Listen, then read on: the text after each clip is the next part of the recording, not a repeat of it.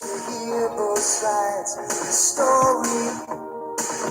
Both sides of the story. Connecting the Jamaican diaspora abroad and at home. Both sides of the story.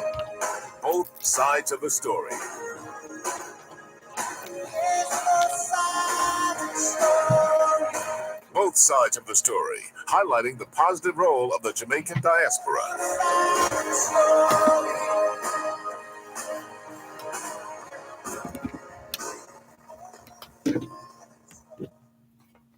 Sides of the story.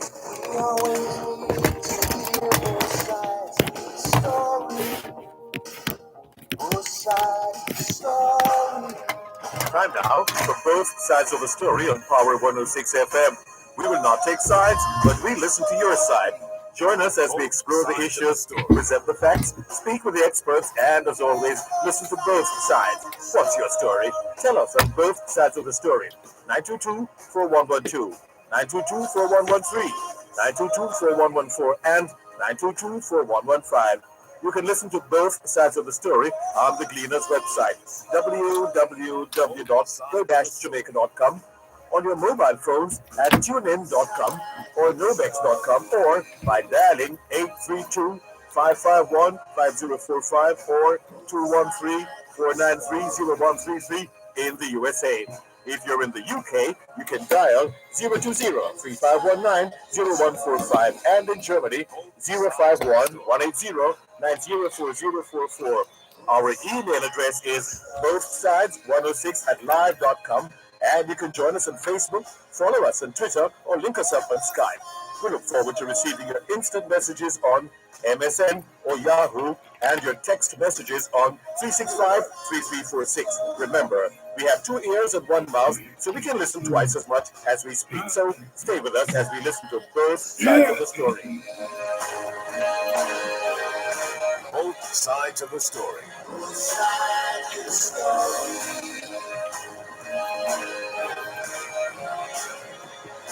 Both sides of the story.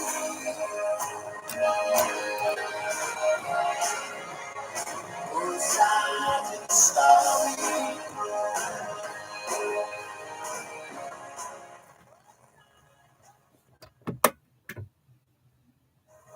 Knowledge is power.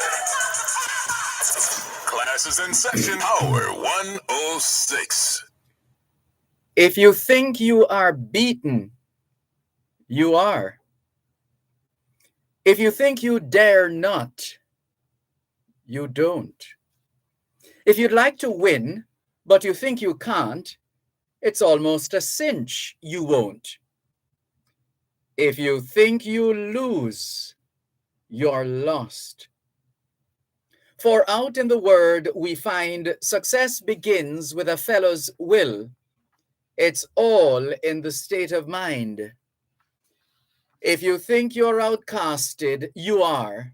You've got to think high to rise. You've got to be sure of yourself before you can ever win a prize.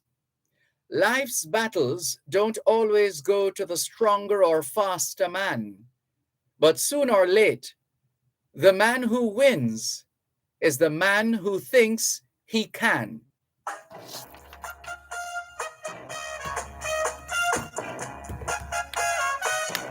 You can get it if you really want.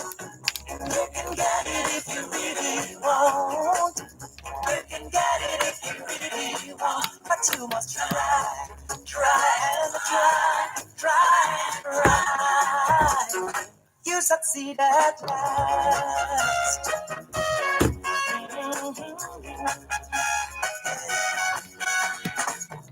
Persecution you must bear.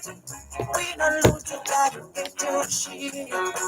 You got your mind set on a tree. You can get it, don't put it, sit it down. You can get it if you really want. You can get it if you really want. Yeah. You can get it if you really want. But you must try.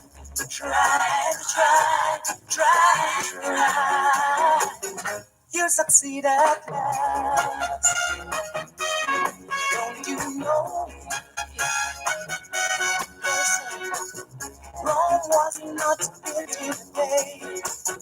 Opposition will come your way, but the hotter the battle you see, the sweeter the victory. You can get it if you really want. You can get it if you really want. You can get it if you really want, but you must try, try. You succeed at last.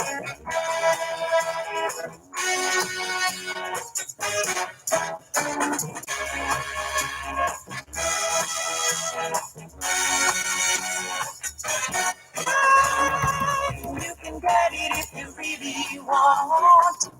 You can get it if you really want. You can get it if you really want, but you must try, try. You'll succeed at last. Don't you know it? Don't I show you? Don't you know? It's the International Decade of Healthy Aging, the International Decade of Ecosystem Restoration, the International Decade of Ocean Science for Sustainable Development, the Decade of Action for Road Safety, and 2022 marks the start of the UN International Decade of Indigenous Languages. It's the 8th day of the second month of 2022, the International Year of Sustainable Mountain Development, the International Year of Basic Sciences for Sustainable Development, the International Year of Glass, and the International Year of Artisanal Fisheries and Aquaculture. Heart Month and Reggae Month activities continue here in Jamaica, while those in the USA, Canada, the UK, and the Netherlands are marking Black History Month. It's Boy Scout Day in the USA, Culture Day in Slovenia, and Youth Day in the Democratic Republic of Congo. It's Safer Internet Day, and in fact, this week is Safer Internet Week. Hoy es martes el 8 de febrero 2022 y les saludamos en cualquier parte del mundo que nos están escuchando en este momento.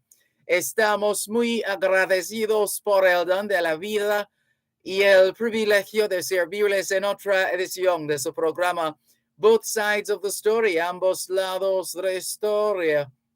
Nunca vamos a tomar su audiencia por sentado, porque sabemos que ustedes tienen otras opciones.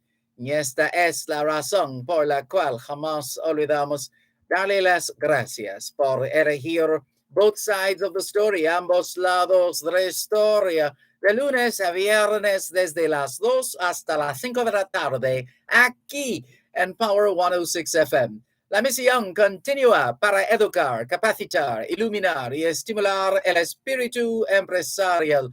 Bienvenidos. You can get it if you really want, but you must try.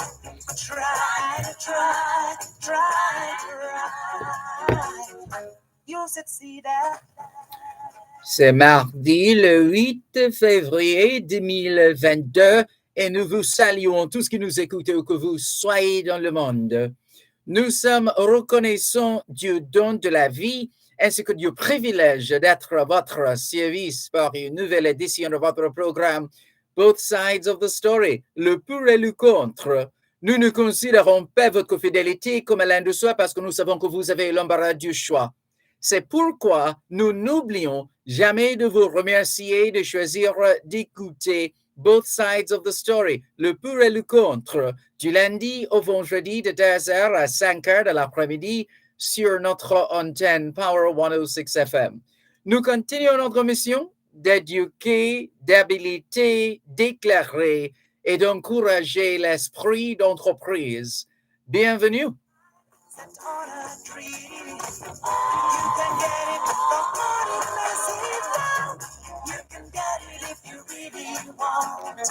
All we're saying is it's Tuesday, the 8th of February, 2022, and we greet you well, wherever in the world you are listening to us right now. We remain eternally grateful for the gift of life and the privilege to serve you on yet another edition of your program, Both Sides of the Story. We don't ever take your listenership for granted because we know you have choices. And that's why we never ever forget to remember to say thanks for choosing to listen to both sides of the story, Monday to Friday, 2 to 5, right here on Power 106 FM. The mission continues to educate, empower, enlighten, and encourage entrepreneurship. Welcome. If you really want, but you must try.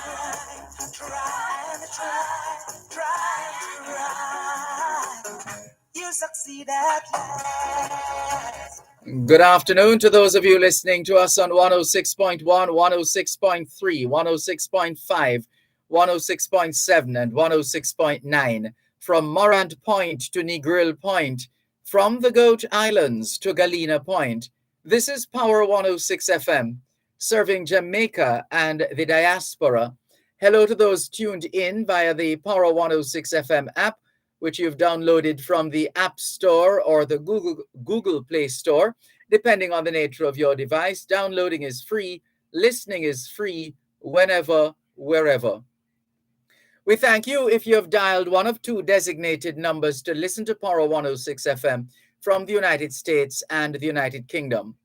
Those in the United Kingdom who wish to dial a number to listen to Power 106 FM can call 0330 606 0953 0330 606 0953. If you're in the United States and you wish to dial a number to listen to Power 106 FM, your number is 631 359 8281. 631 359 8281. We're streaming live video on the Dervan Malcolm Facebook page and affiliated pages. If you're not there yet, log on to Facebook. In the search box atop the page, type Dervan Malcolm, and you too will be able to not just hear, but see what's happening in the studios of Power 106 FM. If you don't have a Facebook account, no sweat. There's always YouTube. All you need is a smartphone or a not-so-smartphone, a laptop, computer, tablet, computer, desktop, otherwise known as a PC, personal computer. Any one of those. Add internet connection. Throw in a browser like Bing, Safari, Google Chrome, and you will be ready to then type YouTube in the search box. Before you can finish typing YouTube, the box will populate and the website will come up. And if you're doing that now, you should see this video trending. If you're not seeing it, then in the YouTube search box, type Dervan Malcolm, and you too will be able to watch both sides of the story, Power 106 FM. What's on your mind this afternoon? Looking forward to your usual participation. After all, it is your program, Both Sides of the Story. The numbers to call, 876-922-4112, 876-922-4113, 876-922-4114, and 876-922-4115. The text line is the same as the WhatsApp number, which means you can not only send us your text messages, your WhatsApp messages, your voice notes, but you can also call us via WhatsApp. That WhatsApp number, which doubles as the text line, is 876-365-3346, 876-365-3346. Looking forward, as we said, to your usual participation. After all, it is your program, Both Sides of the Story, streaming live on the Gleaner's website, go-jamaica.com, live on your smart devices all over the world. And we are looking forward to sharing with you, as usual. We always try to keep you abreast of developments at home and abroad, and this afternoon will be no different. All we ask for is your company. Thank you very much for joining us. After the break, we will have much more on today's edition of your program, Both Sides of the Story. You can get it, the money message down. You can get it if you really want. You're listening to Power 106 FM. The time is now 2:15. L.S. Duhaney and Company Limited, a trusted company serving Jamaica for over 50 years. We're wholesalers and retailers of brand name commercial, industrial, and residential electrical and lighting products. Our services include engineering, product quotations, assembly of industrial panel boards, meter centers and soft starters, transformer modifications, product testing, and island-wide delivery. L.S. Duhaney and Company Limited. Jamaicans at home and abroad, it's now here. The Jamaica Customs Agency's first podcast series, Real Talk with Customs, Wednesday, February 9, 2022 at 10 a.m. under the theme JCA, Embracing Digital Transformation and Building a Data Ecosystem. Log on to the Jamaica Customs Agency and Cleaner YouTube channels for real, relevant, and accurate information right at your fingertips. That's Real Talk with Customs, Wednesday, February 9, 2022 at 10 a.m. We keep the talk real. Jamaica Customs, keeping our customers in focus. You can get it if you really want, but you must try.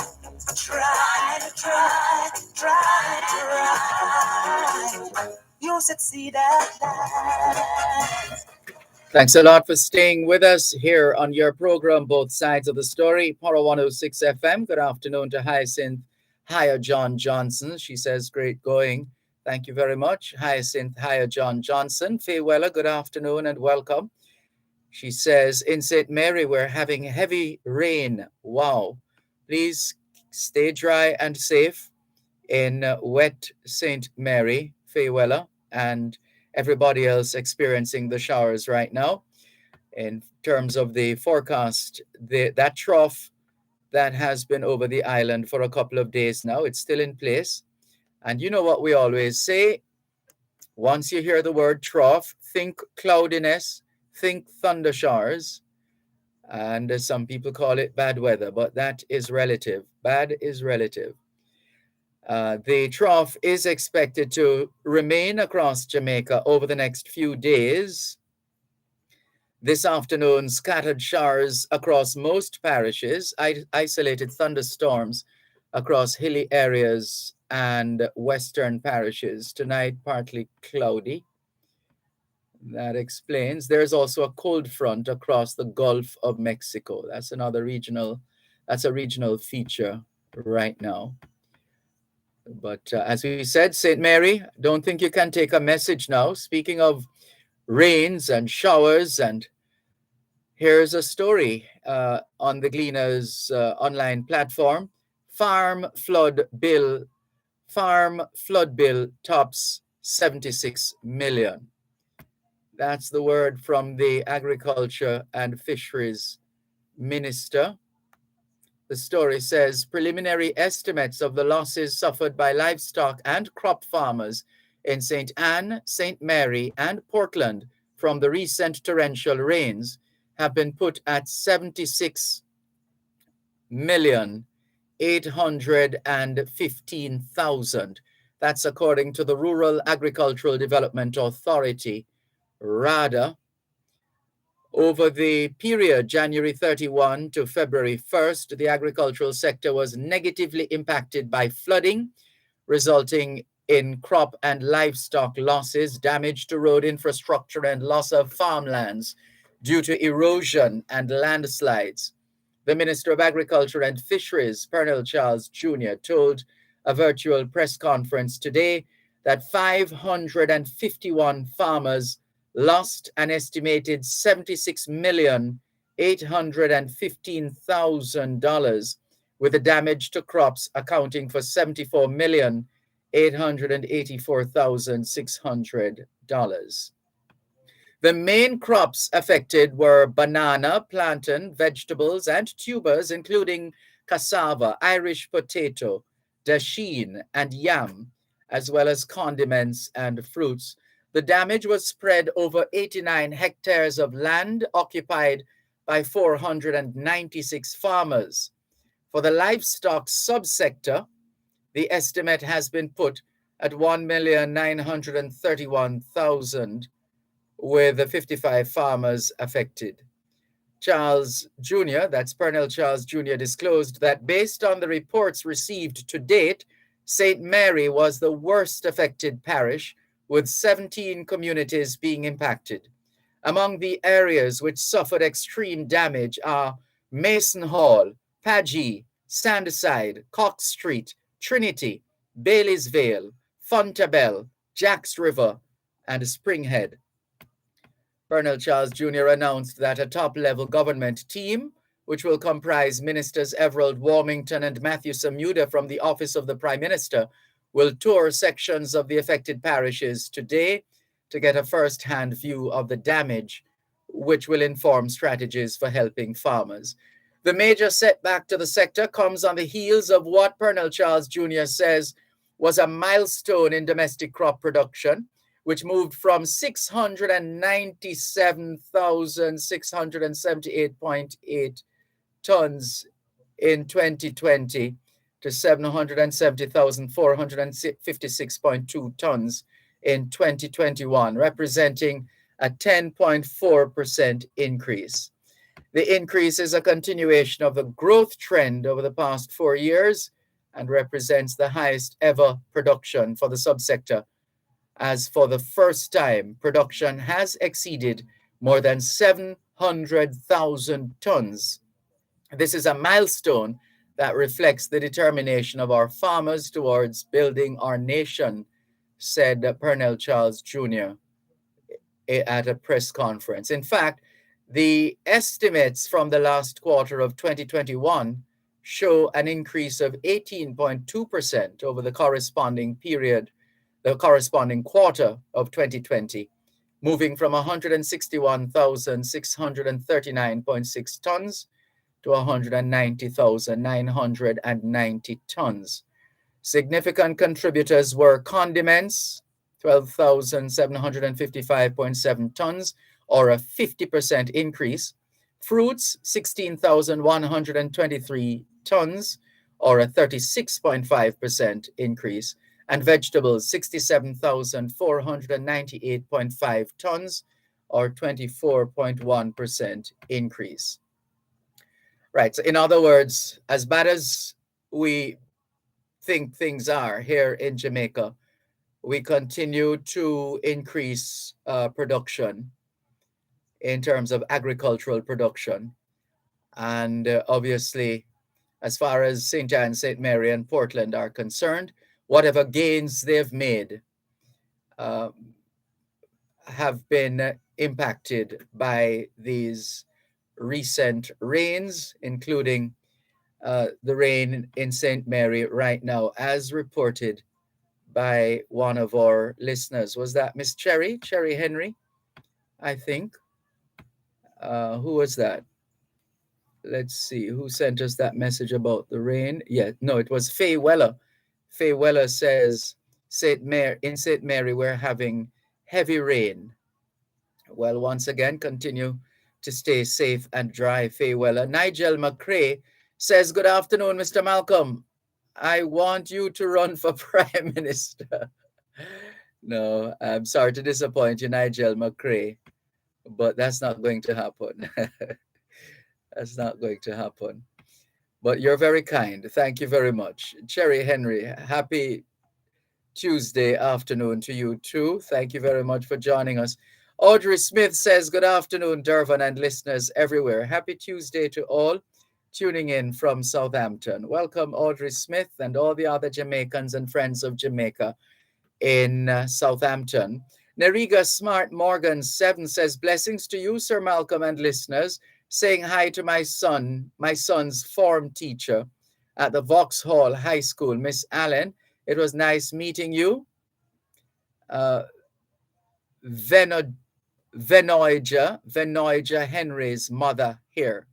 So Venoija Henry's mom is conveying greetings to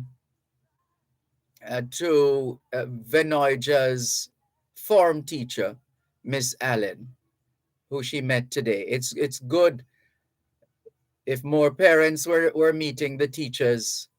Maybe the bond would be stronger in in the upbringing of these children. Hope Miss Allen heard her greeting, Nariga Smart Morgan 7. Ambleton Ray says, greetings, brother man Dervan. Trusting your family and you are still doing great. Mark me present there. Me there for the inspiration, education, and information. Large up yourself, 100. Guidance, Ambleton Ray, Horton Grove, Hanover. Thank you very much, Ambleton Ray, for that warm Jamaican greeting, all the way from Horton Grove in Hanover. Sophia Nemard in Newell, St. Elizabeth. Good afternoon to you. Thank you for joining us as usual here on both sides of the story. Therapeutic Wellness Therapy says, good afternoon, Sir Malcolm. Always listening 6 days a week. That's good to know. Thank you, Therapeutic Wellness Therapy. Ricardo in Glengoff, St. Catherine is greeting everybody as usual. Good afternoon, Ricardo. Thank you very much for tuning in. Thanks for making it both sides of the story here on Power 106 FM. Sadly, we have another case of hit and run. Every time I hear of one of these or read of one of these stories, I remember the Bob Marley song. You're running and you're running and you're running away, but you can't run away from yourself. How profound. You're running and you're running and you're running away, but you can't run away from yourself. Whatever we do or fail to do, we have to deal with it. We have to live with it for the rest of our lives.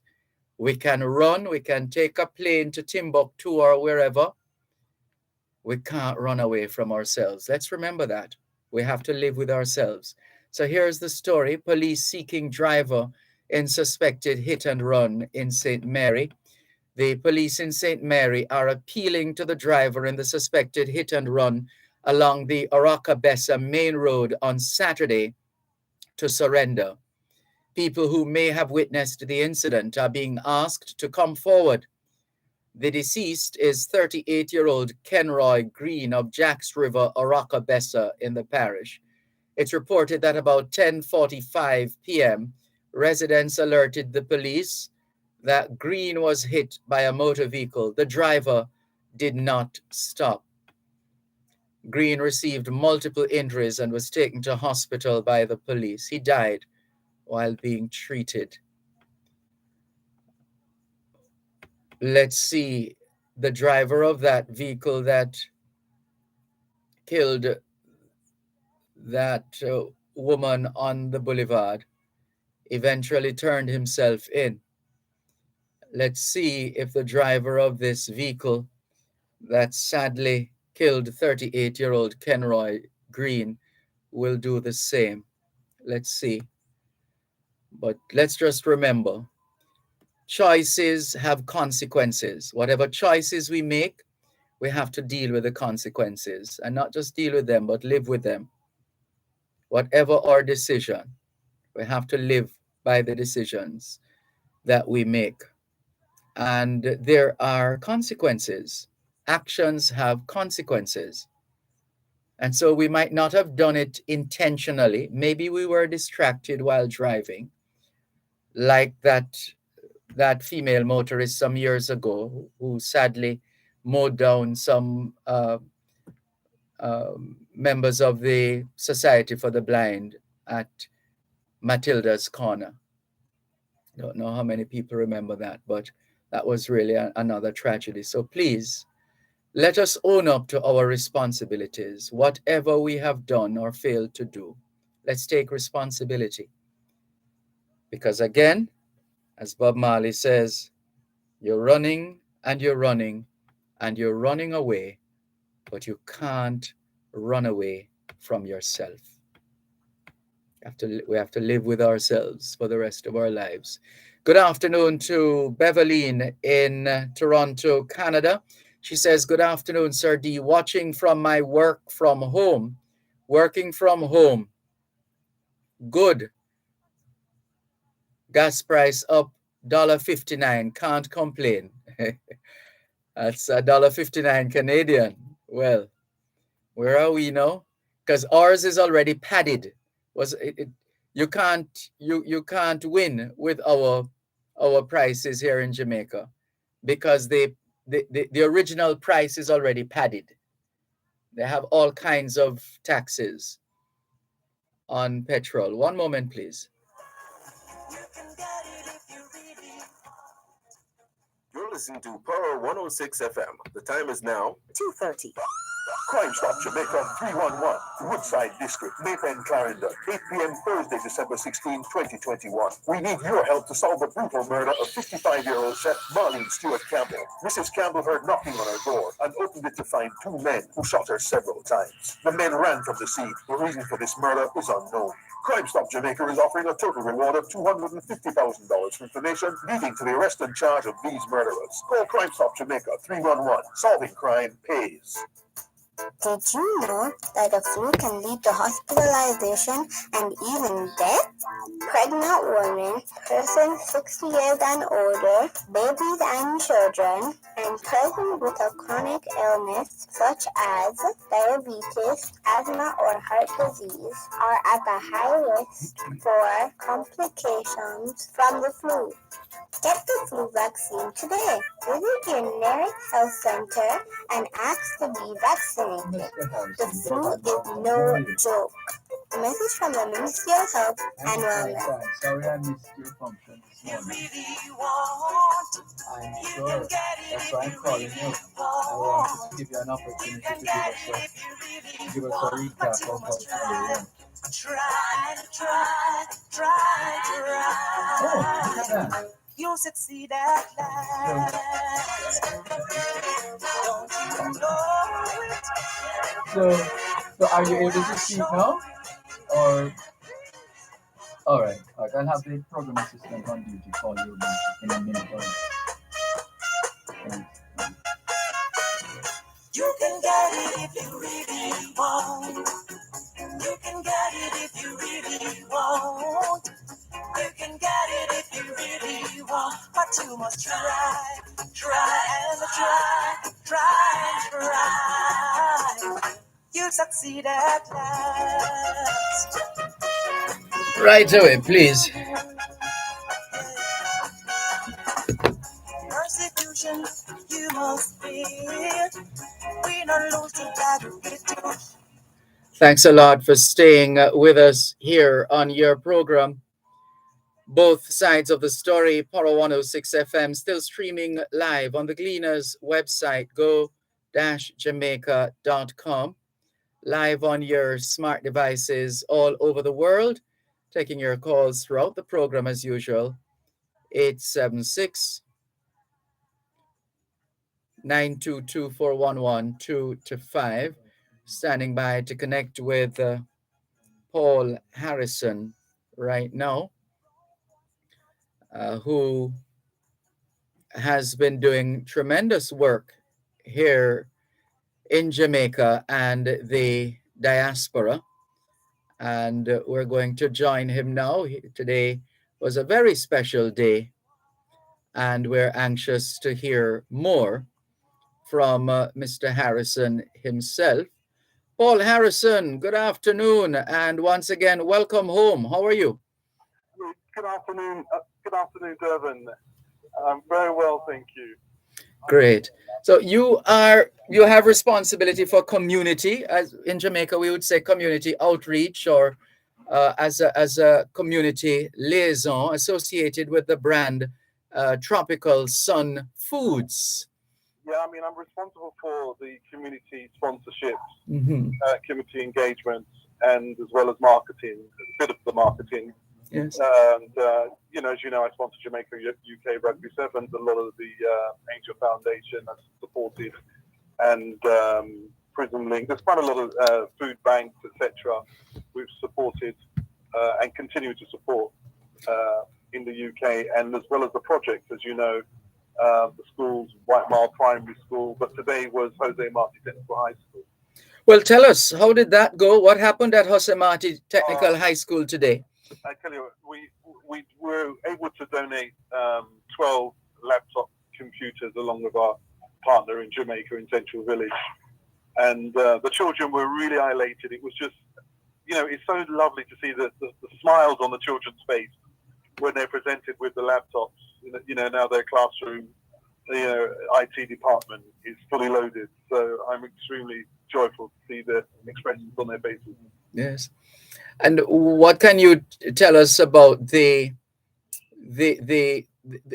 plans for continuity? In other words, the support that you give, is it usually just a one-off act, or over a series of contributions over time? This has been a long relationship that we have with Jose Marti. Last time we did petition in the classrooms, and we provided them with some other additional stuff in the classrooms and material. But the petitions were, like when the teachers teaching, yes, sometimes you could hear the other classes. And so we made sure the petitions were done in the classrooms in the school. And we helped build a wall as well for security reasons, and with a security hut. But there's other projects that is ongoing. I'm looking to do another project at the school, hopefully soon. I won't say what, but I'll let you know once it goes through. Yes, I hear a familiar laugh in the background. I'm curious. I'm curious if you're able to say where exactly. Well, not exactly where you are, but generally, are you at another meet and greet session? I'm another meet and greet session. I've got a full agenda, while I'm here in Jamaica. Yes. But let me put you on, and I suppose all your viewers can guess. Let's guess whose voice this is. A very good afternoon to you, sir. Good afternoon, Dr. Oliver Samuels. Look here, I know me in a big company because it's like anybody there. Anyway, me there, I think that me not the nice to sting them. You did it too. So it must be that I have done the right thing. It's so good to hear from you. How have you been? How are things with you? I am not complaining at all. I am blessed. Mm-hmm. And how are you on COVID? I mean, with all that has been happening or not happening due to COVID? Me keep hiding from it. Not my way that way, but Dervan, I am so blessed. And in spite of the lack of activity, and that's how I earn. Yes. God has been good to me. Mm-hmm. And so tell me how you have known Paul Harrison for a little while, or is this the first? Paul Harrison for years. Years. Okay. A great human being. Yes, he is. An amazing man. So did you go to school with him this morning at Jose Marti? Okay. Look here, I am quietly upset, but I am not saying anything because I don't like to complain. I knew when he was coming, he called me from England to let me know that he was going to that. I actually knew his itinerary before he got here. But the man never included me in nothing. Oh. So me tan so back. So now, in terms of, but you've been involved in so many initiatives, because in terms of endorsements, you seem to be a willing endorser, not of everything, but you seem to choose wisely those individuals, institutions, organizations, initiatives, projects, programs that you endorse. What determines what you endorse, Oliver Samuels, with a name like yours? My association with the persons who are seeking my endorsement. Mm-hmm. My relationship with either the company or somebody in the company. Mm-hmm. And the reputation that precedes me entering into an agreement. Yes. And the awards and the accolades keep coming. How do you ever feel overwhelmed with the kind of accolades? I mean, you're now Dr. Oliver Samuels, CD, is it? Commander of the Order of Distinction.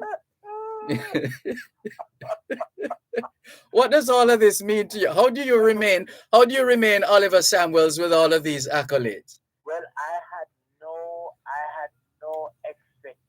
recognition, and so whatever I receive, I am thankful, and because it is because of my Jamaican people.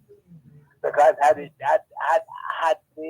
not been an audience or audiences in Jamaica and through the Caribbean and the diaspora, I would not be recognized because then I would not be in the field. Yes. So it is all owing to them that these recognitions come. And because me never did that the way me I do in order to be recognized, Yes. me take it, I'm glad for it, I'm proud, I'm thank whoever decides to do the university, the government of Jamaica, we thank them very much. And so I just continue to move on. I don't let it be a thing where I am now, Oliver Samuel, with an honorary doctorate of letters degree, or I'm a commander. All I have to do is try to live up to their expectation. Well, it's strange to say live up to their expectation, but live as I live and continue to receive.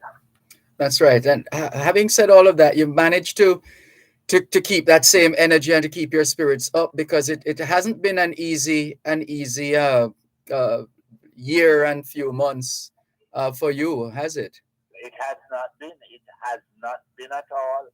But, Master, me not go cringe and go under. Me have face it. Me have face the challenges as I always do. And as you say, I said, Mary, me come from. Me know the toughness. Yes. Me know the batteration. So, me have gone with it. Me have got through.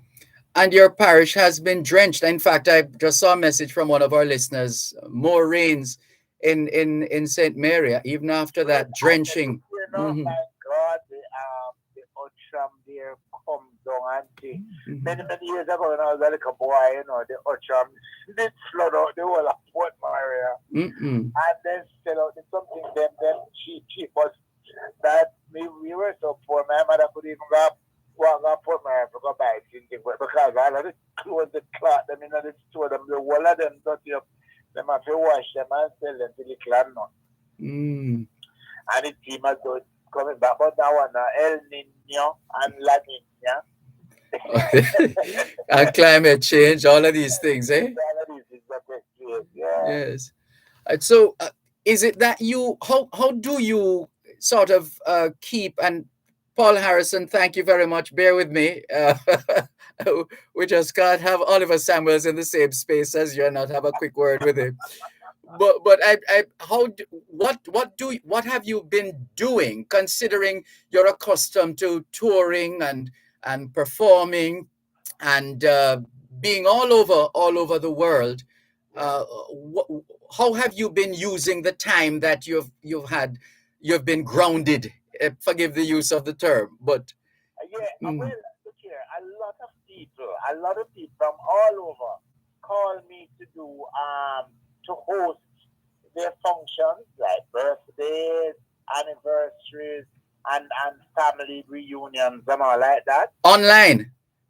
Yes, online. And then now, during this pandemic, as they call it, I have linked up with some people, some brilliant minds, Patrick Brown and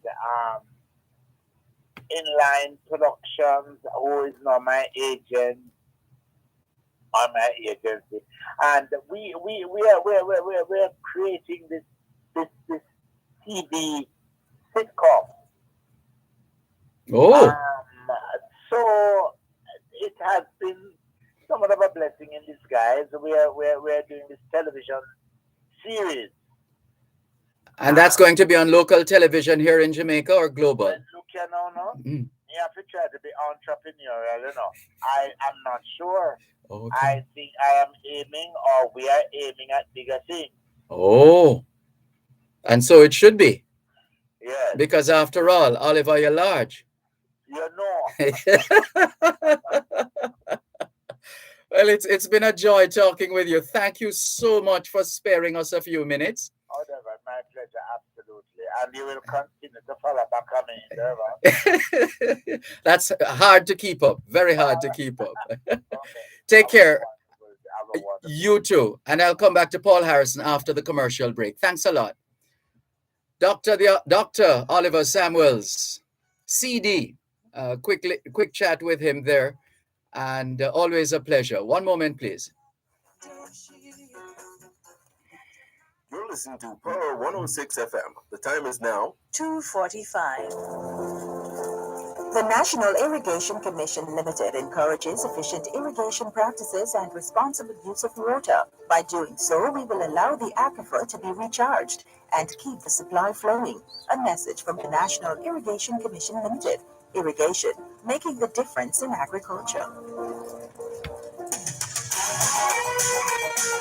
Manage your waste and save. Learn more about various wastewater systems for farms and residential use, assistance in getting NEPA licenses, and monitoring and characterization of your wastewater.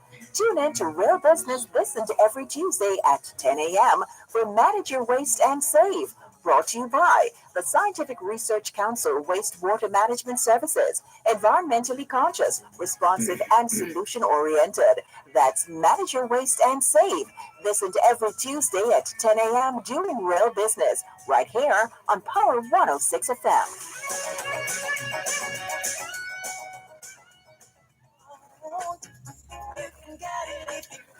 Thanks a lot for staying with us here on your program, Both Sides of the Story, Power 106 FM. We've connected with Paul Harrison of Tropical Foods.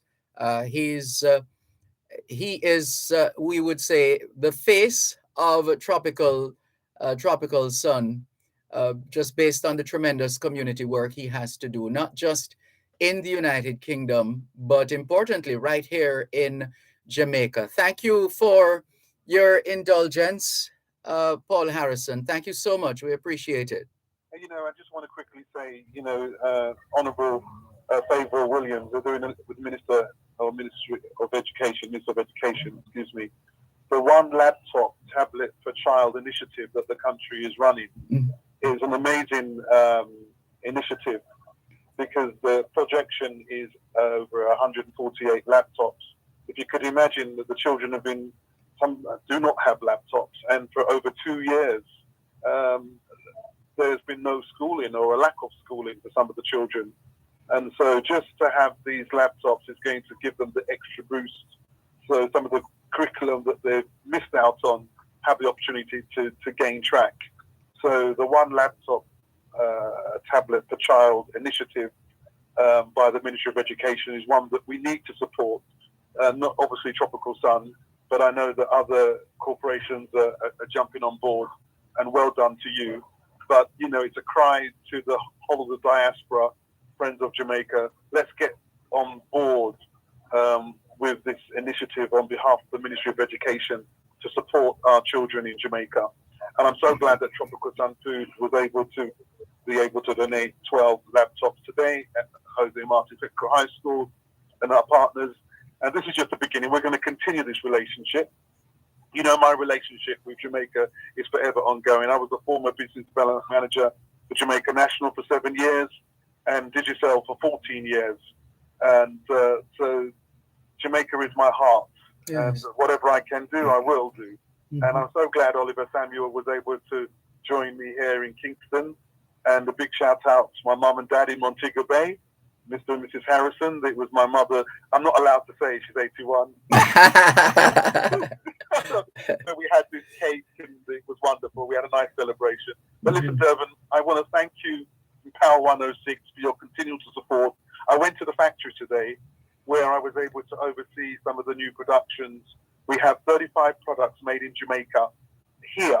And that's big. Let me just pause. Let me just load that up. So this is Tropical Sun Foods that has operations right here in Jamaica. Right here in Jamaica, in Central Village. I went there today, and you know, extremely proud to see the staff. I mean, some of the staff send their children to White Mile Primary School and Jose Technical High School, so they gave me a round of applause, you know, for the continual support. Because you know, when you're a parent and you send your child to a school to have the management to support your child.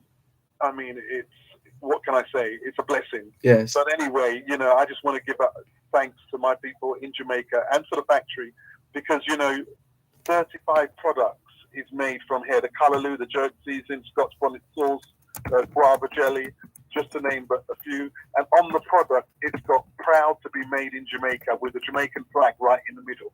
And yes, I'm happy about that. Lovely. Well, we thank you for the ambassadorial work you continue to do in facilitating trade, in facilitating or children in furtherance of their education, among other things. Please convey our best regards to the other members of the team at Tropical Sun Foods. Yes, I will do. And just before I leave, I just want to say I've been meeting with some of the corporate people here in Jamaica, other organizations, and I'm hoping, and I'm going to speak it out loud, I'm hoping that for Jamaica's 60th, I want to get as much friends that we have here and partners that we have here to all donate laptop computers. So it would be amazing if we, if we could just cover, this figure set by the government. But we're going to do our best to see how we can meet this objective. But anyway, I just want to say thank you again, Dervan, for your support here in just being able to broadcast and share with the people of Jamaica. We love you all.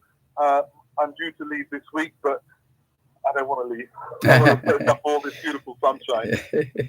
Well, you might have to bottle up some of it and take it back to you, back with you to the UK. But how can people learn more about the Tropical Sun brand, and how can you be contacted in general terms for those who would like to perhaps join your initiative in supporting the one tablet or laptop per child? If they can, just log online, www.tropicalsun.com, onto our website, that'd be amazing. Or they can even email me, paul@tropicalsunfoods.com. That's my private email, paul@tropicalsunfoods.com. Or just go on the website. That's tropicalsunfoods.com, the website, yes. Yes, sir. And all of our details will be there, as well as engagements that we've been doing or have done in the past. And those that we've sponsored is also on there on the community page. Sounds great. Well, I feel a little guilty taking up all of your time this afternoon. I'm going to release you now, Paul Harrison. Thank you. Bless you, sir. All the best. Bye-bye. Take care. Paul Harrison, he's the community lead for Tropical Sun Foods. They're based in the United Kingdom, but guess what? They have operations right here in Jamaica. Some 35 products are made right here in Jamaica for the Tropical Sun Foods brand. So they have been providing employment opportunities for our people for a very long time, and they also support a couple of the educational institutions in the vicinity of the factory in Central Village and White Marl, Jose Marti Technical High School, as well as the primary school in the area. Well done to Tropical Sun Foods, Paul Harrison, and the team. Oops, we missed some messages earlier that came in. Let's clear them. What time is it? I think we have time to clear them. Rani Bell in St. Thomas. How's the weather in St. Thomas this afternoon? Violet White, good afternoon to you too. Norman Hines says, good afternoon, Mr. Dervan and all listeners. Norman Hines is in St. Thomas. Welcome, Norman Hines. Beverly in Toronto, Canada says, I will wait for Thursday to get gas when it goes down to $1.47. Also, I read that Kate the Duchess coming to Jamaica. Yes, indeed. You heard right. You heard right. It's part of the celebrations, the platinum Jubilee celebrations of Queen Elizabeth II. 70 years on the throne, 70 years and counting. And so the story is that British royals, Prince William and the Duchess of Cambridge, Kate, are slated to visit Jamaica in March, that's next month, as part of a Caribbean tour to mark the Platinum Jubilee of Queen Elizabeth II. Gleaner sources have confirmed that the couple is expected to arrive next month, although they have not released the details of the visit, but they wouldn't for security purposes anyway. In November, the heir to the throne, Prince Charles, attended a ceremony in Barbados to bid farewell to the British monarch as head of state. The couple's visit comes months ahead of the 60th anniversary of Jamaica's independence from Britain in August. In 2000 and 2008, Prince Charles visited Jamaica, and in 2012, Prince Harry visited. Let's see how that goes. It should be a lot of pomp and ceremony, and you know how we love pomp and ceremony in Jamaica. Right, and so all the people who are saying, yes, bonfire for the Queen and all of that, when the royals get here, man, they will be taking out their best, rolling out the red carpet. That's how we are as Jamaicans, aren't we? Yes. So that is correct. That is correct, Beverly in Toronto, Canada. You are reading right. Sophia Nemard says, good afternoon, Sir Samuels, in reference to Oliver Samuels. Harlem Uptown says, big up, Mr. Oliver Samuels. Violet White repeats a similar message. Neriga Smart Morgan 7 says, big up to my favorite comedian, Mr. Oliver Samuels. Proud of you. Oliver, you're large, oh, your name gone abroad. Oliver, you're large. And Jeannie Chambers says, good afternoon, teacher, bless up. Lorna Fairweather says, good afternoon, Mr. Malcolm. Yes, raining in St. Mary. Thank you for confirming what we have been hearing already. Hope you too will be safe and dry in St. Mary. Lorna Fairweather, thank you very much for keeping in touch. As we continue with more on your program, Both Sides of the Story, Power 106 FM, taking your calls on 876-922-4112, 876-922-4113, 876-922-4114, and 876-922-4115. The text line is the same as the WhatsApp number, so you can not only send us your text messages, your WhatsApp messages, but also your voice notes. In fact, I think we have a backlog of WhatsApp messages. Uh-oh, I'm in trouble now. Yes, there's a backlog from yesterday. Where do we start? Sorry about that. Let's go with this one. This one says, I've got so much things to say. Yesterday was, and this was in reference to Sunday, Bob Marley's birthday. And for such an indomitable icon as the Great Gong, I'm appalled that Jamaica is not doing anything to support the spirit and work of the man. I think his birthday should be named Bob Marley's Day, but it is Bob Marley Day. Not only here in Jamaica, but also in Canada, in a couple of states in the US and elsewhere. In fact, in Africa as well, there's Bob Marley Day, I think in New Zealand, all over the world, all those who have been influenced, all those who have been impacted by the work of Bob Marley. Anyway, the message goes on, and that celebratory events be organized that can be attended face-to-face in Jamaica. Well, you wouldn't expect that now under COVID-19 conditions, and there are still activities for every single day in this month of February, which is Reggae Month. If you go, there's an app as well that you can go to. There's a Reggae Month app, and that way you won't miss an event, and you can follow on the JCDC's website as well. Oops, what did I do here? Right. And the rest of the message says, and also online, both in Jamaica and abroad. Yes, that is the case this year. Jamaicans in the diaspora and right here at home are hosting events. We just had Third World performing in Florida. Was it a couple of days? It's on Sunday, I think it was. Third World was performing. More in just a moment as we continue with your program, Both Sides of the Story of Jamaicans at home and abroad.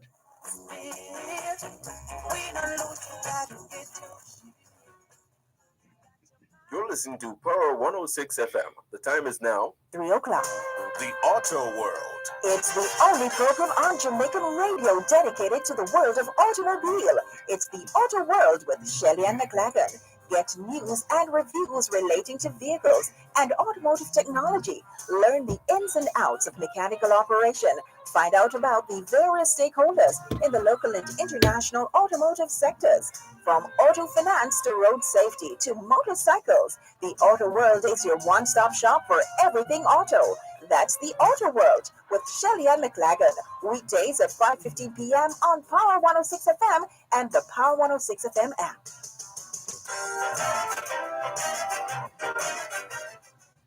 You can get it the morning message down. You can get it if you really want. You can get it if you really want. You can get it if you really. Thanks a lot for staying with us here on your program, Both Sides of the Story, Power 106 FM. Just coming to your calls in just a moment. But since we started this message before the break, let's just finish what we started. So the person says, I'm also asking the government to put in motion the serious question of making Bob Marley becoming a national hero. What he has done for this country and its people is more than enough for him to be named a national hero. If the government is in any way doubtful, let's do a referendum and settle the question once and for all. As for our roads, Dervan, apart from the regular reasons such as speeding, drinking, etc., that are being bounced around, we need to look closely at potholes, and more so, those white lines that are in the middle and on the sides of our roads. They definitely provide a guide for night driving, especially when the roads are dark and those selfish motorists coming in the opposite direction with their bright lights. I hope the necessary authorities will put in place a team to go around and start marking and remarking those lines immediately. Well, because we have long recognized that some people will always put their headlights on blast, so to speak, what we do when we're driving, we keep our eyes, especially at nights, focused on the left corner of the road. You can't lose the left corner of the road because you see the lights coming in the opposite direction, those bright lights. If you look in that direction, they're going to blind you. So don't pay them any mind in that regard, meaning pay attention to the left corner, because that's the first rule of the road, that you stay well to the left. So pay attention to the left side of the road. The lights are already helping to illuminate the left side anyway. So that's what we usually do, instead of staring into the bright lights and saying, when it turn up, dim your light or something like that. No. Pay attention to the left side of the road. Anyway, let's go to the phone lines. 876-922-4112-5. Good afternoon. Thanks for calling. Mr. Malcolm, good afternoon, sir. Hi, how are you? Very good, sir. Wonderful. I sent you some photos of past history, the country buses, and a few cars that was around in the 60s and the early 70s, you know. Where did you send those? On WhatsApp. Oh, really? Yes. So I think more or less you're too young to know those things, man. Really? Whatever you say, I'll take it. Yes, so those country buses, you know, because in the 60s, I was born in the 60s. So in the 70s, you know, you go to certain places, you got to go to school in the morning. If those buses miss you have to walk and go back home. Uh-oh. Because there's hardly anybody, and few people with cars, you know. Yes, they didn't run with the frequency that they do these days. No, and then most of those buses, they would go to the market. They would take market produce to the market for the people who go to the market and sell. Oh, I see what you mean. But we still have some of that in terms of the market truck coming in. Was it coming in Wednesday night? Because Thursday is market day. But those buses, you don't see them anymore. A couple of people may have a few left, you know. Yes, you're right. They don't run on the road anymore, you know. So that's a part of our history that has been gone, you know. Right. And then I show some automobile that we used to have in the 60s with private vehicle that people used to own, you know. No. As a boy growing up, my grandmother used to have the kerosene fridge. A lot of people never heard about what? Kerosene oil fridge? What are you talking about? Mr. Malcolm. My grandma used to have that. How did that work? Well, they have a little thing on the back where they throw the curtain and it's lit, so keep the fridge running. You mean you have fire fueling the fridge? Not necessarily fire, but it's some heat, that flow with the fridge. Oh, that's I never heard that before. Yes, it was a factor. And well, a lot of the elderly people would tell you that. Mr. Combs would know about that too, And then we have the ear track tapes before we have cassette, So when I tell the young people about those things, they say they never heard of that. They don't know what that is, Yeah, well, those big stereo in the day. Mm-hmm. Well, as I said, that's news to me. I had no idea. See, I'm telling you how young you are, sir. No, you know. Yes. So I show my son those things. I said, these are what we used to have in those days, This was what life was like, So, I don't think a lot of our younger generation have a clue what those days was like, So if our elderly people were around could just refresh the memories of these guys, what life was like, then perhaps they would tend to appreciate Jamaica more. Yes. Because we have come a long way, and technology has really taken away a lot of stuff. Because I remember one time we used to have those big camera. We used to have a little thing called Viewmaster that you. Yes, I think I had one of those, the Viewmaster. Yes. Yes.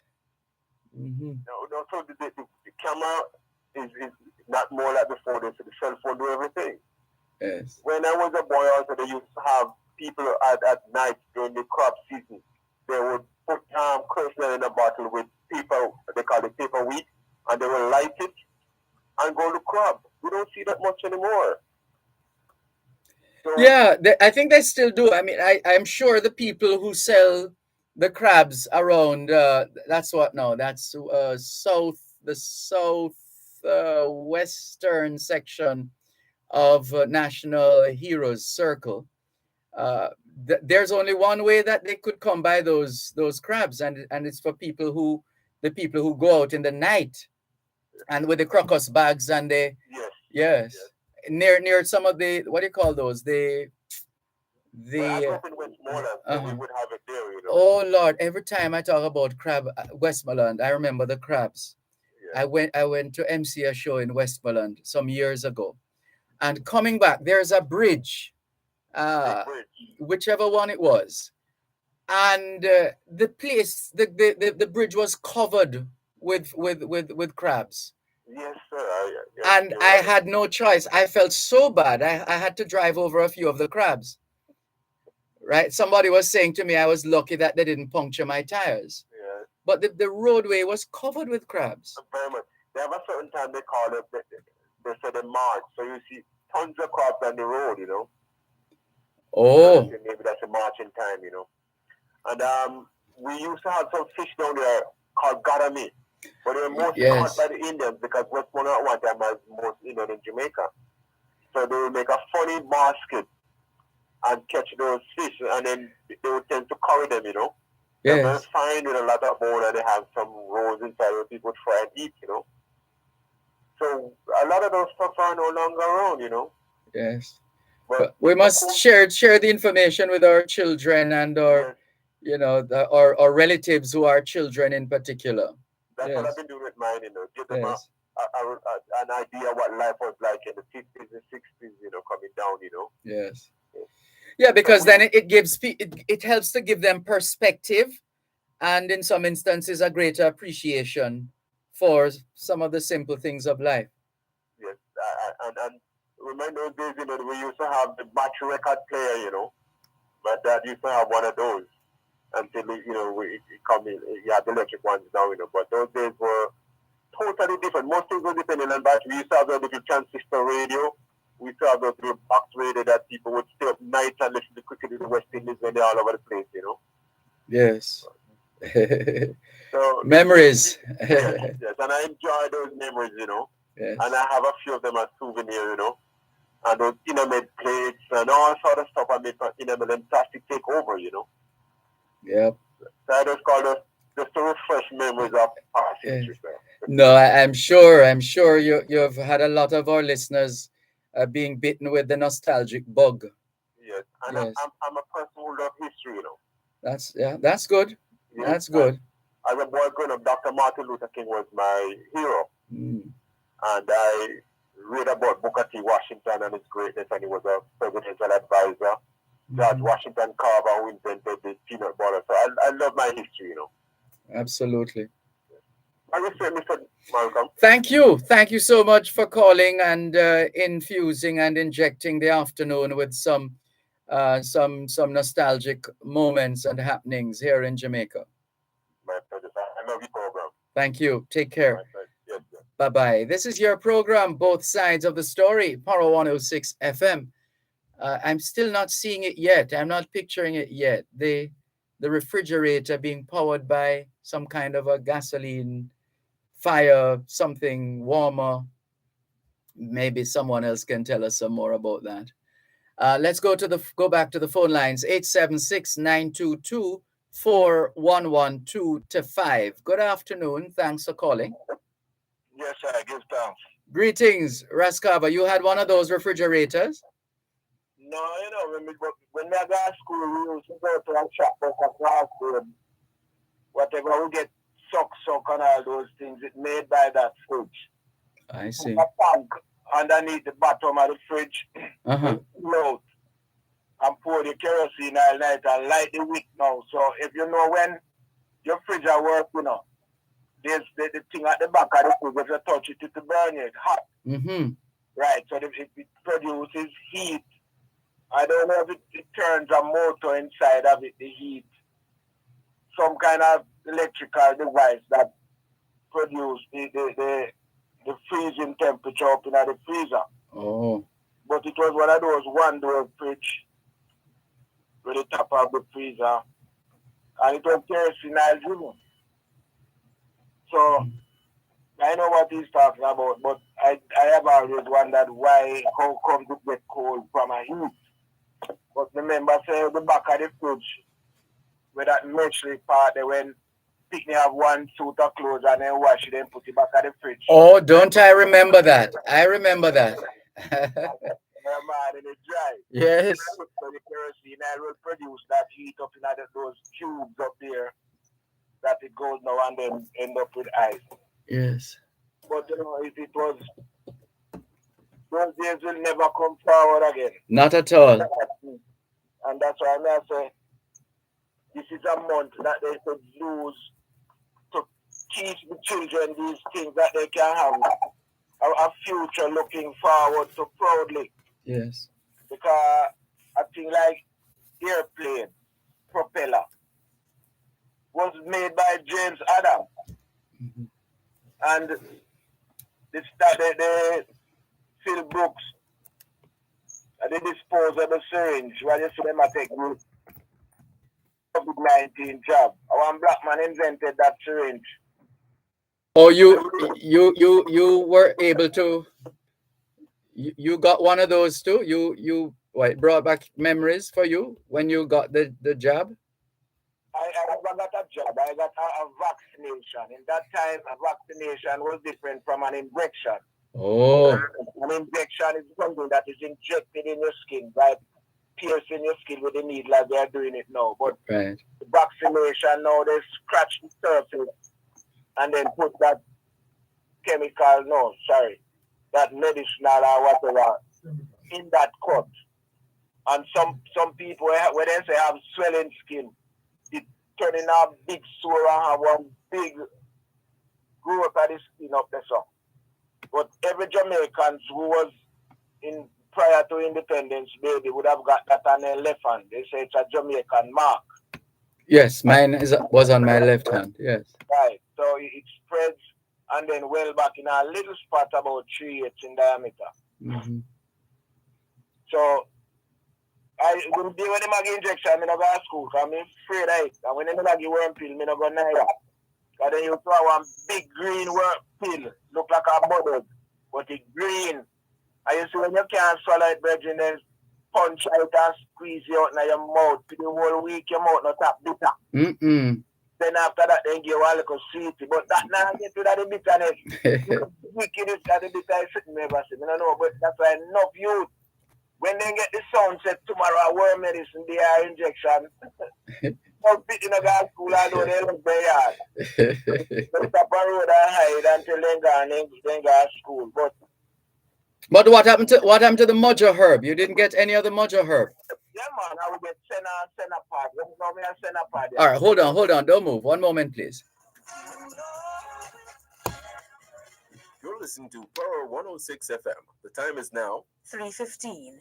Both sides of the story. Good afternoon. Hello. You can get it if you really Hi. Thanks for calling. One moment, please. As soon as I'm finished with Raskava, I'll come to you. Sure. One moment. try. You succeed at last. Thanks a lot for staying with us here on both sides of the story of Jamaicans at home and abroad. Thanks for holding, Raskava. Yeah. So, as I was saying, a lot of things that we see in and around we, the stoplight was created by a black man. And the cell phone, Henry Simpson, that was created by a black man. And nobody is saying these things that our children can be proud of what our race created. The disposable syringe, I said that already. George cook the fishing reel, so them have the fish when reel up the line on the rod. The ice cream maker, the cream where them make ice cream was created by a black man. So I eat an ice cream. Member said it was the first ice cream maker was done by a black man. Do you eat ice cream, Raskava? I make my own ice cream. Oh, you make your own? Yeah, man. Oh. You can do that too. You use the coconut juice and you squeeze out that juice and then you add all your ingredients for the flavor that you prefer and mix it down and put it in the fridge, and that's all it needs in the freezer. And when it cools, it don't look like ice. It have that soft, flaky, whether grape nut or Roman raisin or any flavor. You can make your own ice cream. Mm. But I don't use no cow milk. So I would not go there and buy that. But I used to make those ones when I was a youth because Diary, rest your soul, may rest in peace. We used to go there as a youth. Right now, we have the cream bucket where you turn the handle, and while we are turning the handle, it have a something like a disc in the vehicle that turn the driving shaft. When the wheel spin, it have a queen and pinion, a gear in this way the driving shaft connect to. So while the wheel is spin, the driving shaft are spin too. So you turn the handle for the cream bucket, and the gear where the pan that now go down pan the bucket where in the pan, not the bucket itself. Where you put the milk and all the mix up and sweet mix up. You put ice right around it, cut up the ice, jam it around it, pack it tight, and put crocus bag on it, wrap it around it and ram it. So when you turn that handle, there's a fan inside that bucket. I turn the milk. So while it turn the ice outside, I freeze it. So when it start turn, man, you say, sure, not none of this. When it start get going turn cream now, you have to muscle up now. Mm-hmm. Because it get harder. Mm-hmm. That's when you know so the cream I make. Oh. As you get now when direct crepe off the cream off right in the bucket now, then give you pan to go crepe off the food.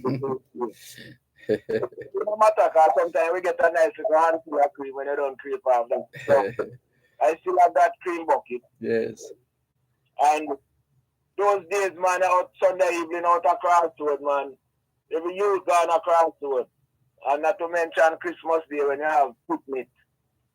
Picnic now mean a picnic party that. Oh. So when the picnic over, picnic have to go home and big people come out now for the dance for the night. Mm-hmm. But some my picnic them now where them parents are come out, then just hide around the place and wait till them parents come out. And then when I was like, And you were one of those. no man, I have to grow up, man. Well, what that tap me next time. Go, man. I mean, reluctantly still, but Yes. you get the chance to come out next week or another time and go home. That's right. So we already have, but when they have quadrille now, my parents used to come out and quadrille when they have quadrille dance. They get to come out too. Got you. Them are playing first figure and second figure. And when a man named Mas Alan, when you see him lick that figure and then chin, one little part, you put it on your shoulder and take your chin, roll in, and you go, are you ready? You talk about ready, them saying, and then you have the rumba box and the banjo. You take a real good banjo player. I've seen them in the mentor band. The banjo is a beautiful instrument, man, especially when you can play it. That actually talk like it's the violin. So you have that and the guitar and the rumba box, and you have a thing where you used blow long bamboo giant, long radius to use as bass. Yes. So those days were when people now fight, because we are confined over that we live in one place in water hole. I don't know water never down there, I don't know why we get that name, but we carry out we sword tour. We buckle down, pump it out a roadside, and when we are going forward now we can get that to see light. But you know when you have a special way to hold it that everyone can see, because if you hold it side you make your eye heavy like it a drop out. So sometimes you have to put it on your head now, and then it flows evenly that people who are at the back of the line can see.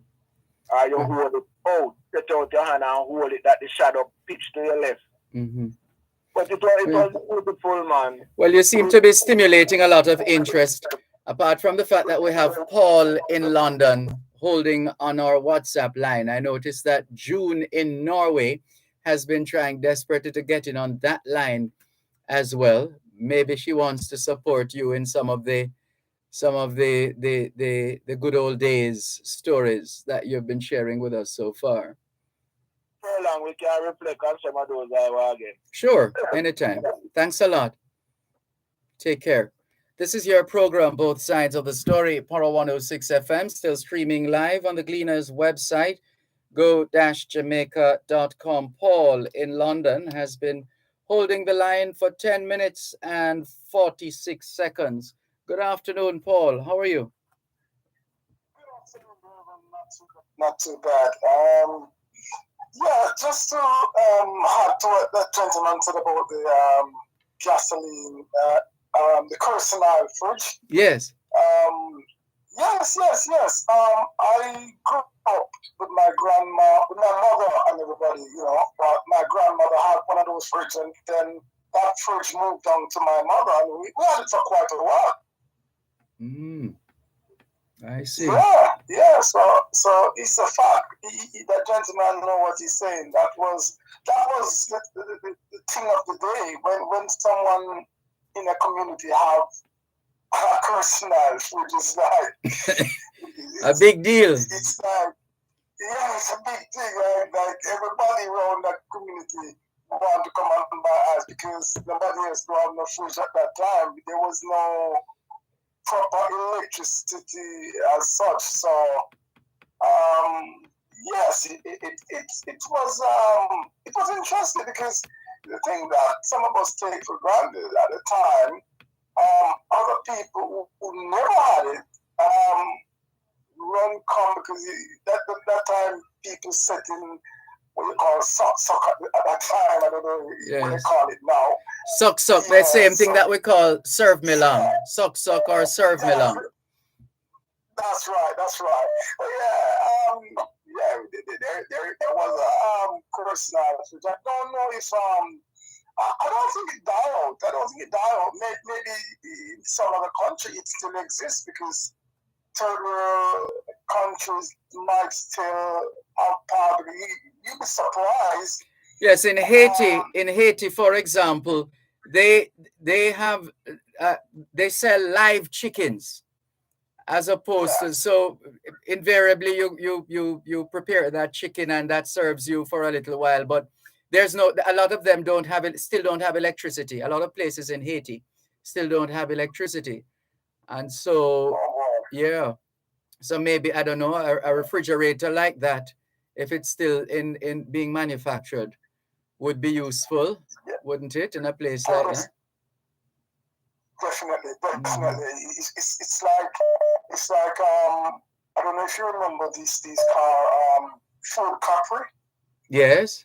And yeah, well, I tell you something.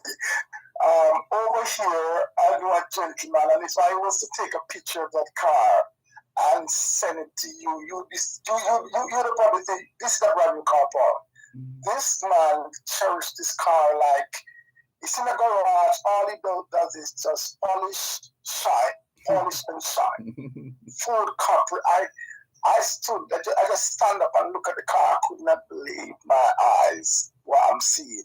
And I remember when those cars came out, around the 60s, 70s, somewhere around there. But yeah, there are people who have those vintage here still, and they cherish them. Yes. Big money. So I would not be surprised if someone still have those Coruscant fruit as some kind of souvenir somewhere Yeah, on the line. we still have a few vintage vehicles in Jamaica. In fact, I remember taking a lot of pictures in and beside some of these cars in Manchester a few years ago. I still have those photos. Yeah, so there's still, Yes, yeah, yes, we still have vintage car owners in Jamaica. yes. Mhm. I do believe you because I have seen it in and around Mandeville area where I Yes, come more time when I come in Jamaica. But yes, yes, definitely there, man. yes. Well, Dervan, you have a lovely afternoon and you take good care and stay safe now. You too. Thanks for the call. All the best. Okay, Dervan. Bye bye Good. now. Take care. So from London, Paul in London, we're going over to June in Oslo, Norway. Hello, June. How are you? Welcome. Good evening to each and everyone. Dervan, I hear this gentleman was talking about catching the crab. If people still catch crab, Yes. they still do it in the rural area, even me too. They use the bucket torch, and some people use bamboo torch in the rural area, but the guys them usually mostly use the bamboo torch when they make a river go get crayfish at that time. You go down a Port Antonio out of Valley, Yes. out of the Great House when we did the Jamaica, that area was a hot spot for crab at night. Oh. But I don't think people do these things that area close to the sea. But I don't think people do these things out by Valley anymore because you know the pollution, lot of building people, blah blah blah. Mhm. But in the rural area, they still do it. I do it too. When I'm in Jamaica, I'm in a countryman, me go walk with my bucket brush, me think it's fun. That's I good. sit down on veranda and turn off the light with my bucket brush, me think all these things is so fun. Anyway, now, I'm here not talk about the weather. The weather down at Portland, they made watch it today, now. Up on the Rio Grande Valley, up there, my bar and go up in the valley, they know that I'm a really country girl, you know. So when me see the pretty banana, them and this, maybe I'm a lad, me could have get one of them dash in the way wash me. Mm. So me think I want everything while go on, man. And me wish me can't do anything, but me can't. I think some of these people will lose their farm and things like that. Even some of my family members. Some of them don't remember me because I lived a long time. But here in Norway, we did a real catastrophe last week, you know. The western Norway and the northern Norway, it was storm and flood and everything all over. Uh-oh. So insurance here yesterday. It was a lot of million upon million. Hold on, insurance. one moment, please. We need to take a break.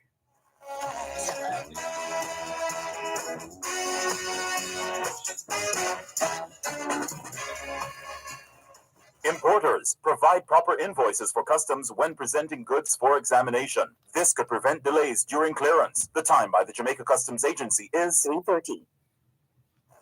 You can get it if you really want. You can get Thanks a lot for staying with us here on your program, Both Sides of the Story. Power 106 FM. June in Norway is on the line.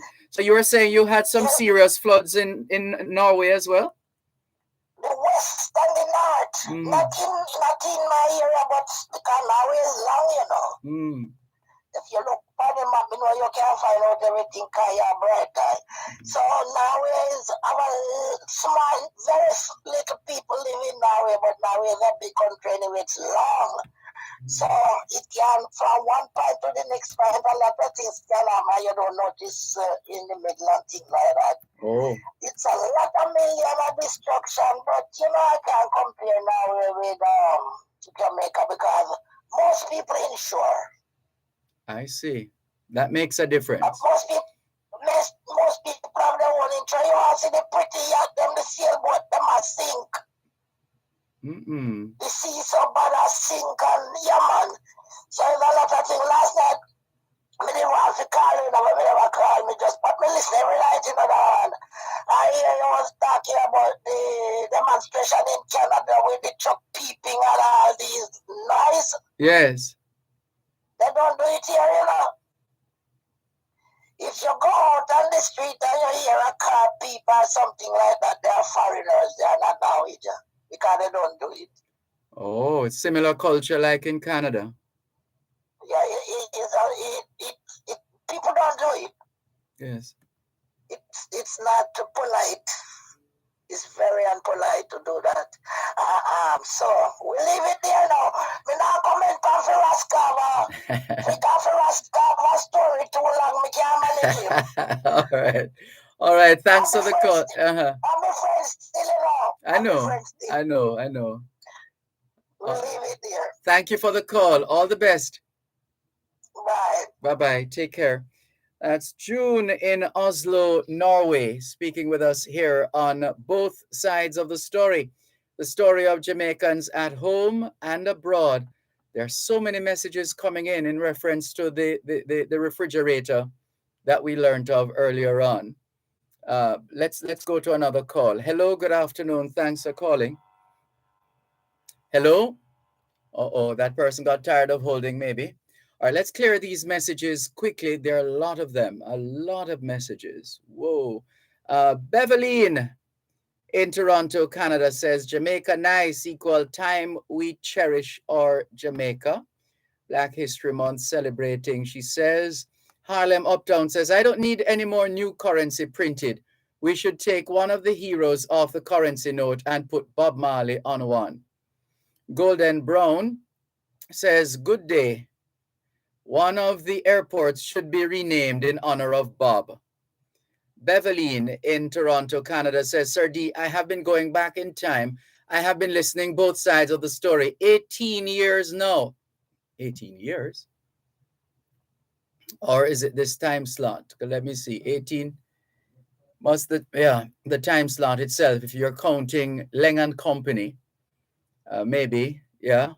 But it's good to have you on board that long, Beverly. She says, I have a picture with Christina at 5 months listening to you and Leng and Company. I figured that was what you were talking. I am truly loyal. Wow.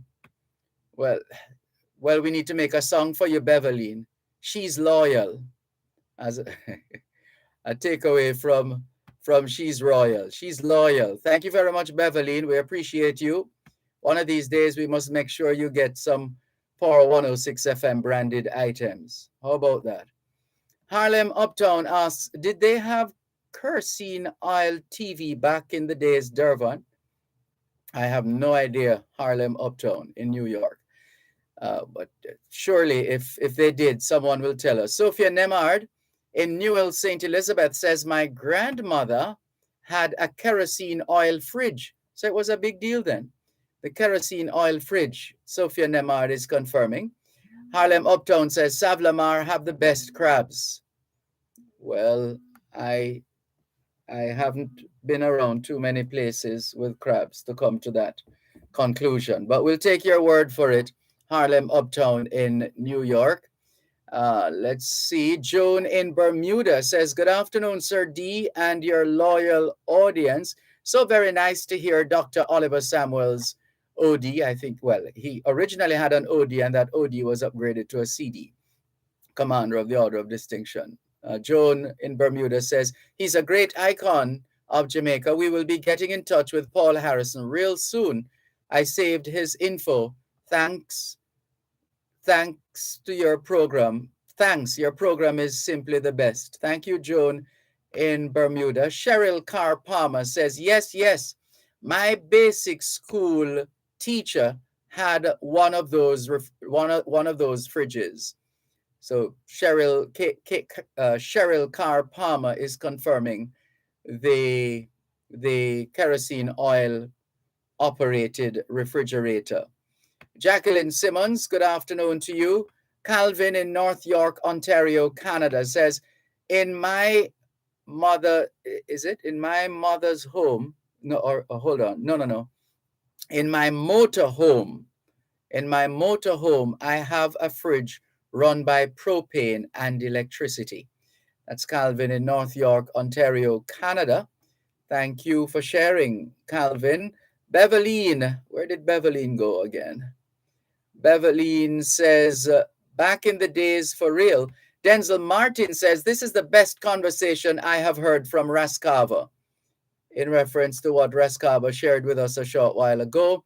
Velta Wilson says, greetings, Dervan, and all the wonderful listeners of Power 106 FM. And Calvin in North York, Ontario, Canada says, I worked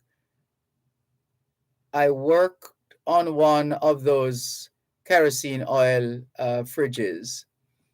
And Bishop David Clary says, God bless to you too, Bishop Clary. And thank you all so much. Keep those messages coming in as we get ready to go to another call on our WhatsApp line. The WhatsApp number, same as the text line, 876-365-3346. We see Velta Wilson saying good afternoon. Good afternoon again, Velta Wilson. Natalie Winter says, good afternoon all. Having a wonderful day, everyone. YouTubers and listening public, and more so my Power 106 family members and friends. Thank you very much. Take care.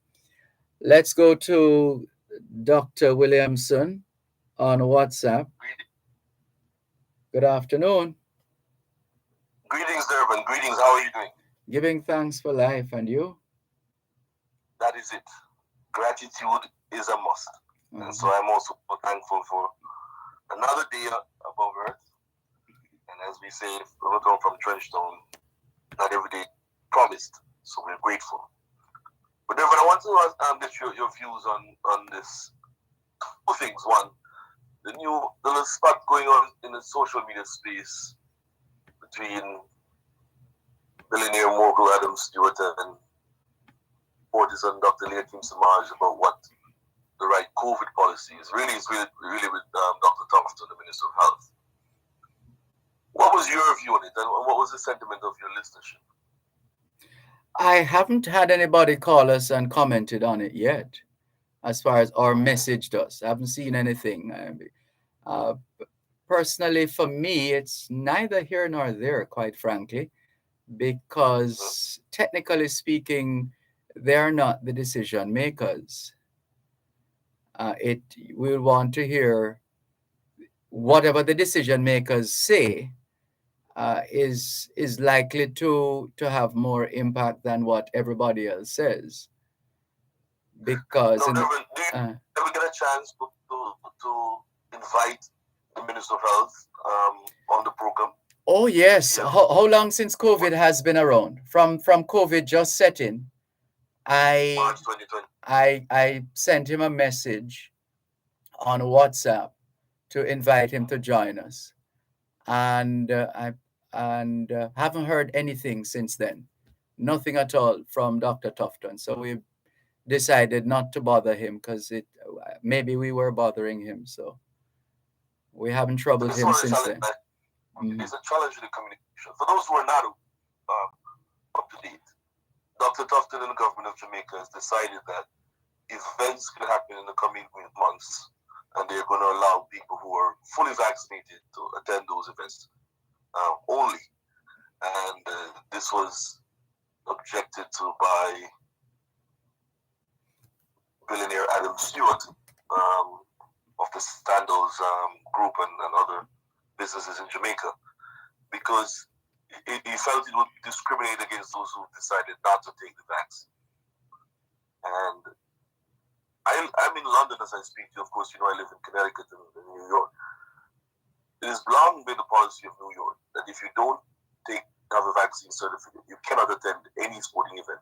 One of their main stars on the Brooklyn Nets basketball team, a young man by the name of Kyrie Irving, he's what people classify as an anti-vaxxer. He chooses not to take the vaccine.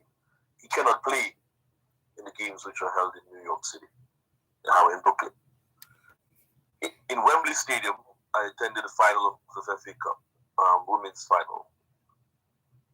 40,000 people were there. We each had a show of vaccine certificates to attend, and the regulations were much more relaxed. There was no masking requirement. There's no social distance requirement once you're in the stadium, as long as you can show that you're fully vaccinated.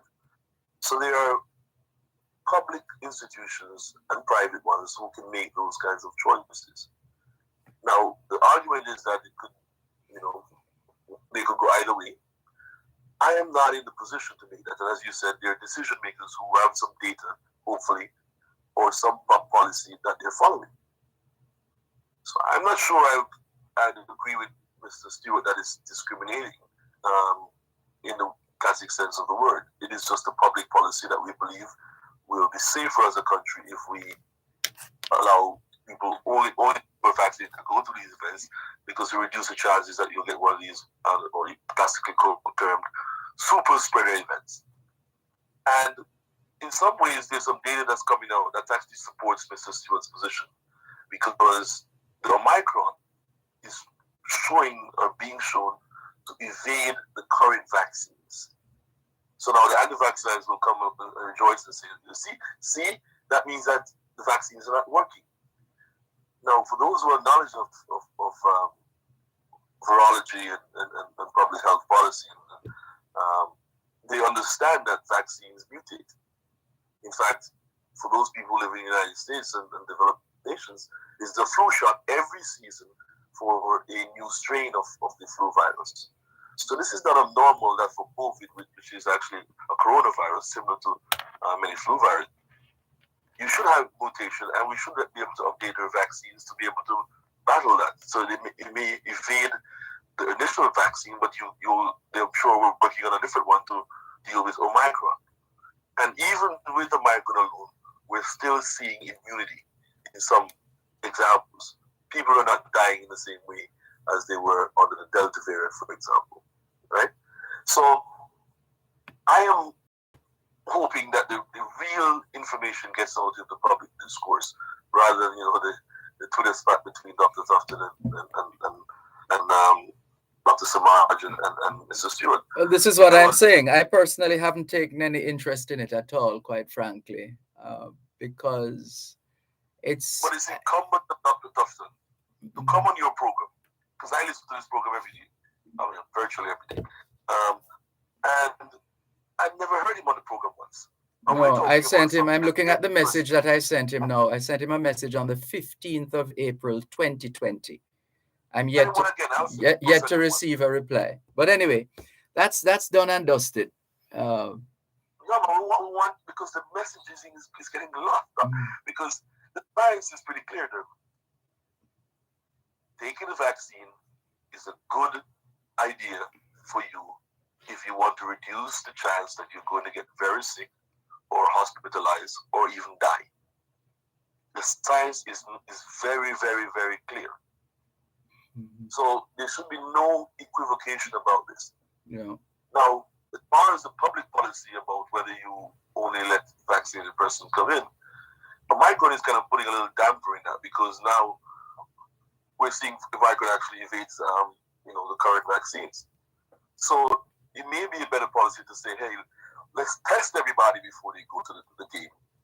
And that's why I've been calling in recent days and weeks for free testing in Jamaica. You mean the rapid test or the PCR? Rapid test PCR, well, actually, this is home tests. So in the United Kingdom, where I'm at right now, and also recently Joe Biden, as part of his legislation, just sent 4 test kits to every person in the United States. So you could test yourself at home. So you see yourself with some kind of symptoms, or you're a little bit unsure, you test yourself. It actually will go concomitant with the vaccination policy. But testing, if you don't know that you're experiencing, or you're infected with the virus, or you have a high viral load, chances are you're more likely to infect somebody than if you're vaccinated, because you could still be positive if you're vaccinated, as you know. So therefore, I think the government has to bite the bullet, find the money to allow for free testing, both the PCR and the one moment, please. One moment. You're listening to Power 106 FM. The time is now 3:46 on Power 106. Consumer Talks, educating and empowering consumers towards a more vigilant and confident consumer-friendly Jamaica. Join us every second and last Tuesday of each month at 9:35 on Real Business. Listen and learn about your rights and responsibilities. Learn how the CAC works to empower consumers in Jamaica. Consumer Talks, brought to you by the Consumer Affairs Commission, protecting your rights, securing our future. We're coming away, but the hotter, the better the sea. With the sweeter, the bitter, you can get it really. Thanks a lot for staying with us here on your program, Both Sides of the Story, Power 106 FM, still streaming live on the Gleaners website, go-jamaica.com. Yes, Dr. Williamson. Thank you, Dervan. And just to summarize what we talked about before the break, because I know you have other callers. The key thing is, if the government is now saying as a public policy, we're going to allow events to happen and only vaccinated persons can attend, it is my view that you must have a public testing policy in place, because the current strain of the virus, variant called Omicron, is invading the existing vaccines. So if you're doubly vaccinated or triply vaccinated with any of the existing vaccines, the study in Israel is showing that Omicron is not being effective against it. So the public policy needs to evolve in that way. And one bit of good news that also came out in recent times, for a lot of people who live in developing nations, is that if you're vitamin D deficient, you're more likely to die or get very sick from COVID. And so for people of ethnically black origins, we have melanated skin, and so we can absorb vitamin D through sunlight. Of course, being near to oceans also helps with vitamin D absorption. So it's the one time I've seen in the history of the world where being black is actually an advantage to you. Maybe in Atlantic Endeavors, people say that, but it's not uniquely,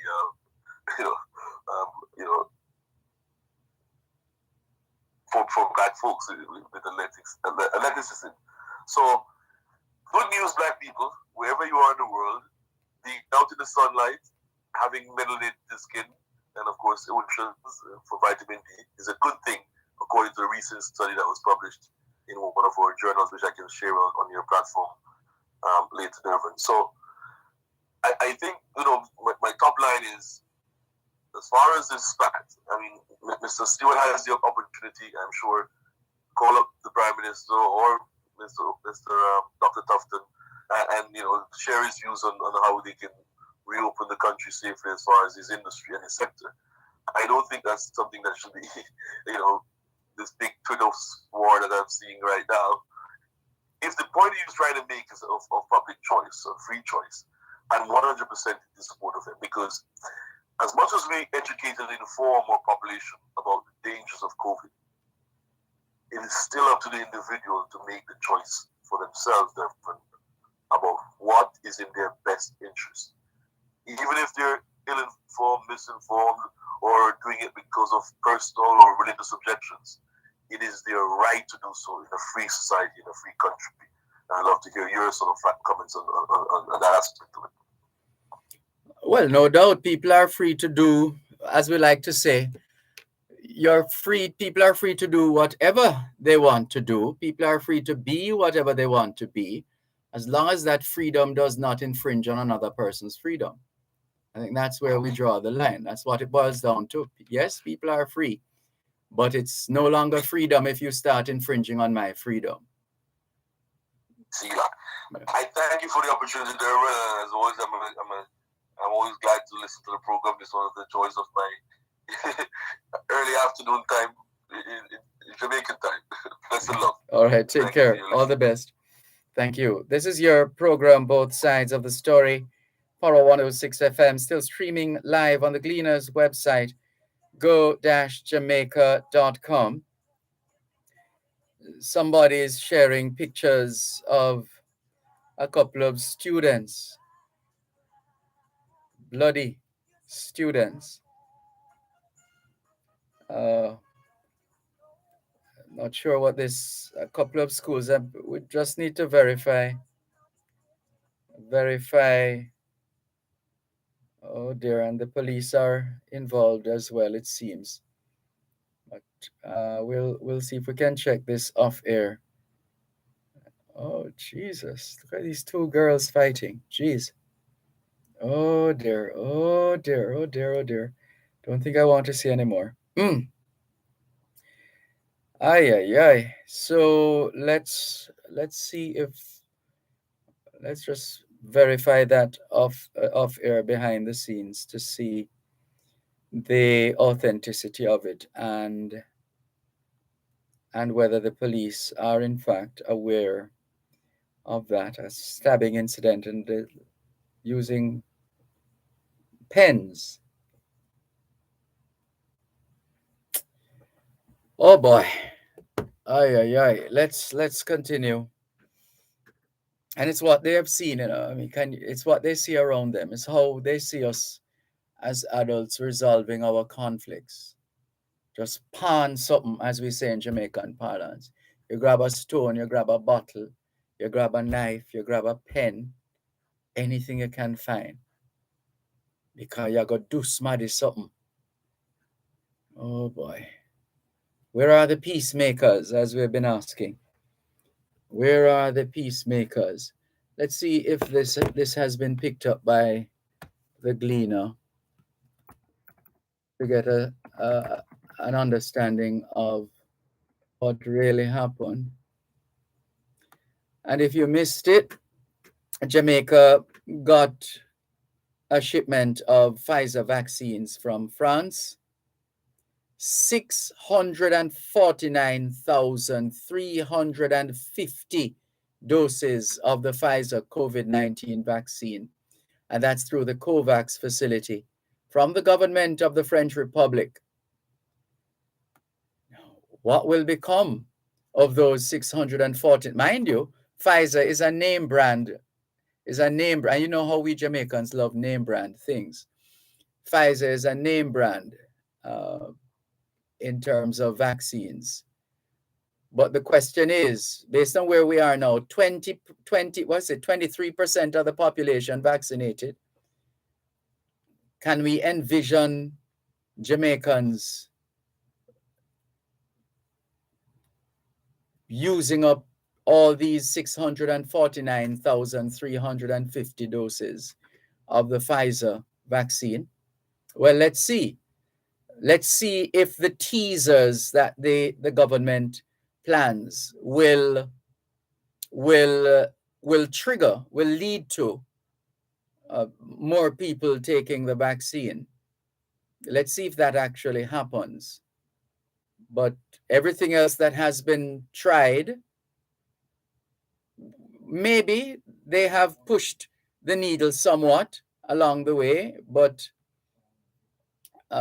let's see what happens this time with all that is planned now in terms of giving vaccinated people the opportunity to go to Gibson relays or to go and watch football, etc. Maybe let's see how that works out. Oh dear, we've been neglecting these WhatsApp messages. And which all right, let's forward this message to Attorney at Law Gloria Brown, and because this one came in yesterday. So we did forward that. Let's clear the other messages. I am a past student of Jose Marti, and I would like some information about what is happening at the school tomorrow as to help my father with his wine business. Thank you.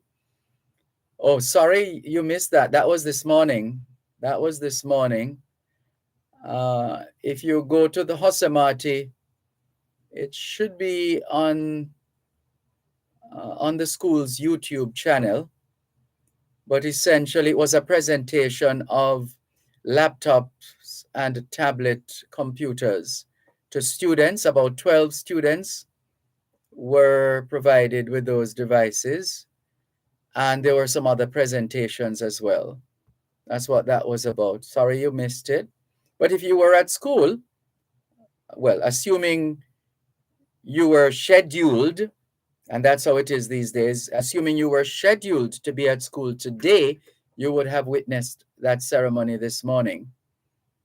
If you missed it, sorry you missed it, but maybe you can ask the guidance counselor or maybe any one of the teachers should be able to fill you in.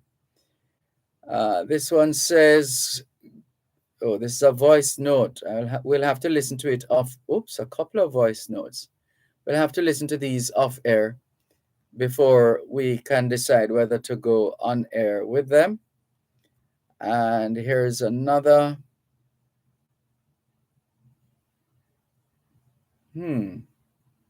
What is this now? Okay, all right. So there's a message here that there's an emergency leak repair work being done. But this would have been from yesterday. Today is the 8th. Unless the work wasn't finished. But let's follow up on that off air.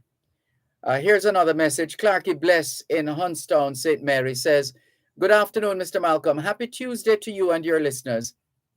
I heard the Minister of Finance saying that the government is making $50 million available to support small chicken farmers.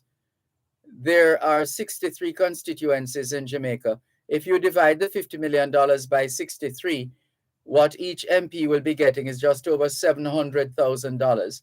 I just cannot see where the small farmers will be significantly benefiting from this $50 million. Clarky Bless in Hunstown, St. Mary. Clarky Bless in Hunstown, St. Mary.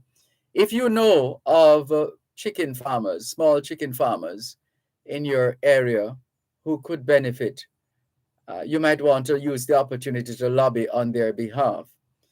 But to take on the whole pie, so to speak, I'm not sure that will amount to anything at all, quite frankly.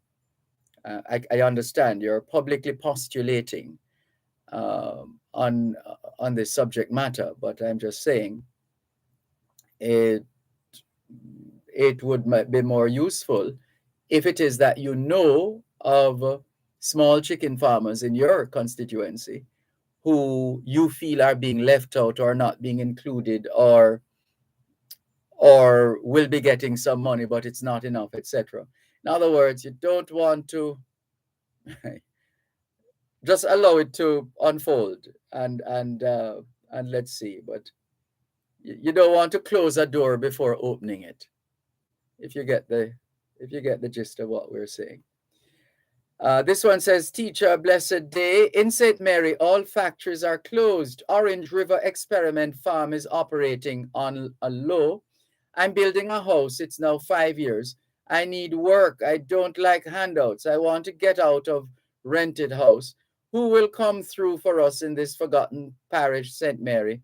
We're holding stress for a long time. We need help. And this is coming from Sue. Sue, you seem to have a combination of issues there in your message. I'm not sure where to start with respect to St. Mary. All factories are closed. I'm not sure about that. One moment, please.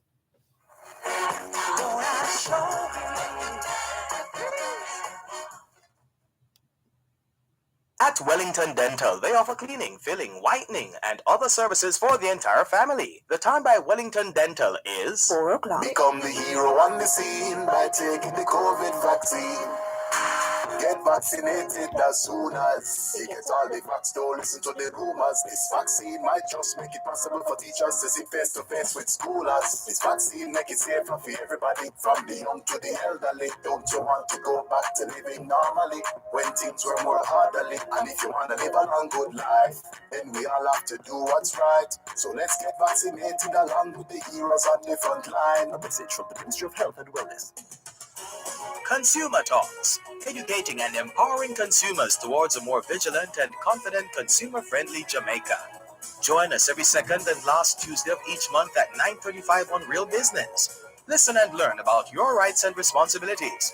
Learn how the CAC works to empower consumers in Jamaica.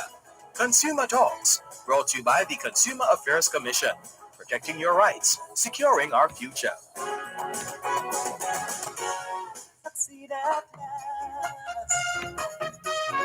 Don't you know me? Que hora es en español? Son las 4:01. Quelle heure est-il en français? Les 4:01. 现在几点了？4点02分. A minute past 4 o'clock in the afternoon here at Broadcast House, 32 Lyndhurst Road, Kingston 5, St. Andrew, Jamaica. Have you had a checkup lately? If not, now is a good time. Let's not wait till we get sick to get a checkup. How about that? Checking in with more on your program, Both Sides of the Story, Power 106 FM. And so the message from Sue, when you say all factories are closed, what do you mean? Closed because of the rains? It couldn't be all, surely. Orange River Experiment Farm is operating on a low, so everything is not closed then, is it? I'm building a house. It's now 5 years. Well, it's never easy. It's never easy, especially when you're struggling. But it sounds like you've made a start. It sounds like you've made a start. If you're building a house now, it's been 5 years since you're building the house. Something must be up. Something must be up. Just keep working at it. Be creative. Family members, friends, colleagues, neighbors might be able to assist, might be able to put in some labor, complementary labor, otherwise known as free labor, as sweat equity. Are you a member of a church? Maybe your church members, your church brothers and sisters can jump in as well, etc. Let's know how it goes, Sue. Ricardo says, I cannot do great things. I can do small things in a great way. Well, it's a quotation he's sharing with us. Thank you, Ricardo. Roy Lawrence says, greetings, Mr. Malcolm. How long after slavery Paul Bogle was arrested? Blessings, thanks. How long after slavery? I don't know. Off the top of my head, in terms of the Morant Bay Rebellion itself, which obviously took place, most of us would know if we did history at school, 1865. And usually around Heritage Week, Heritage Month, we have all this information.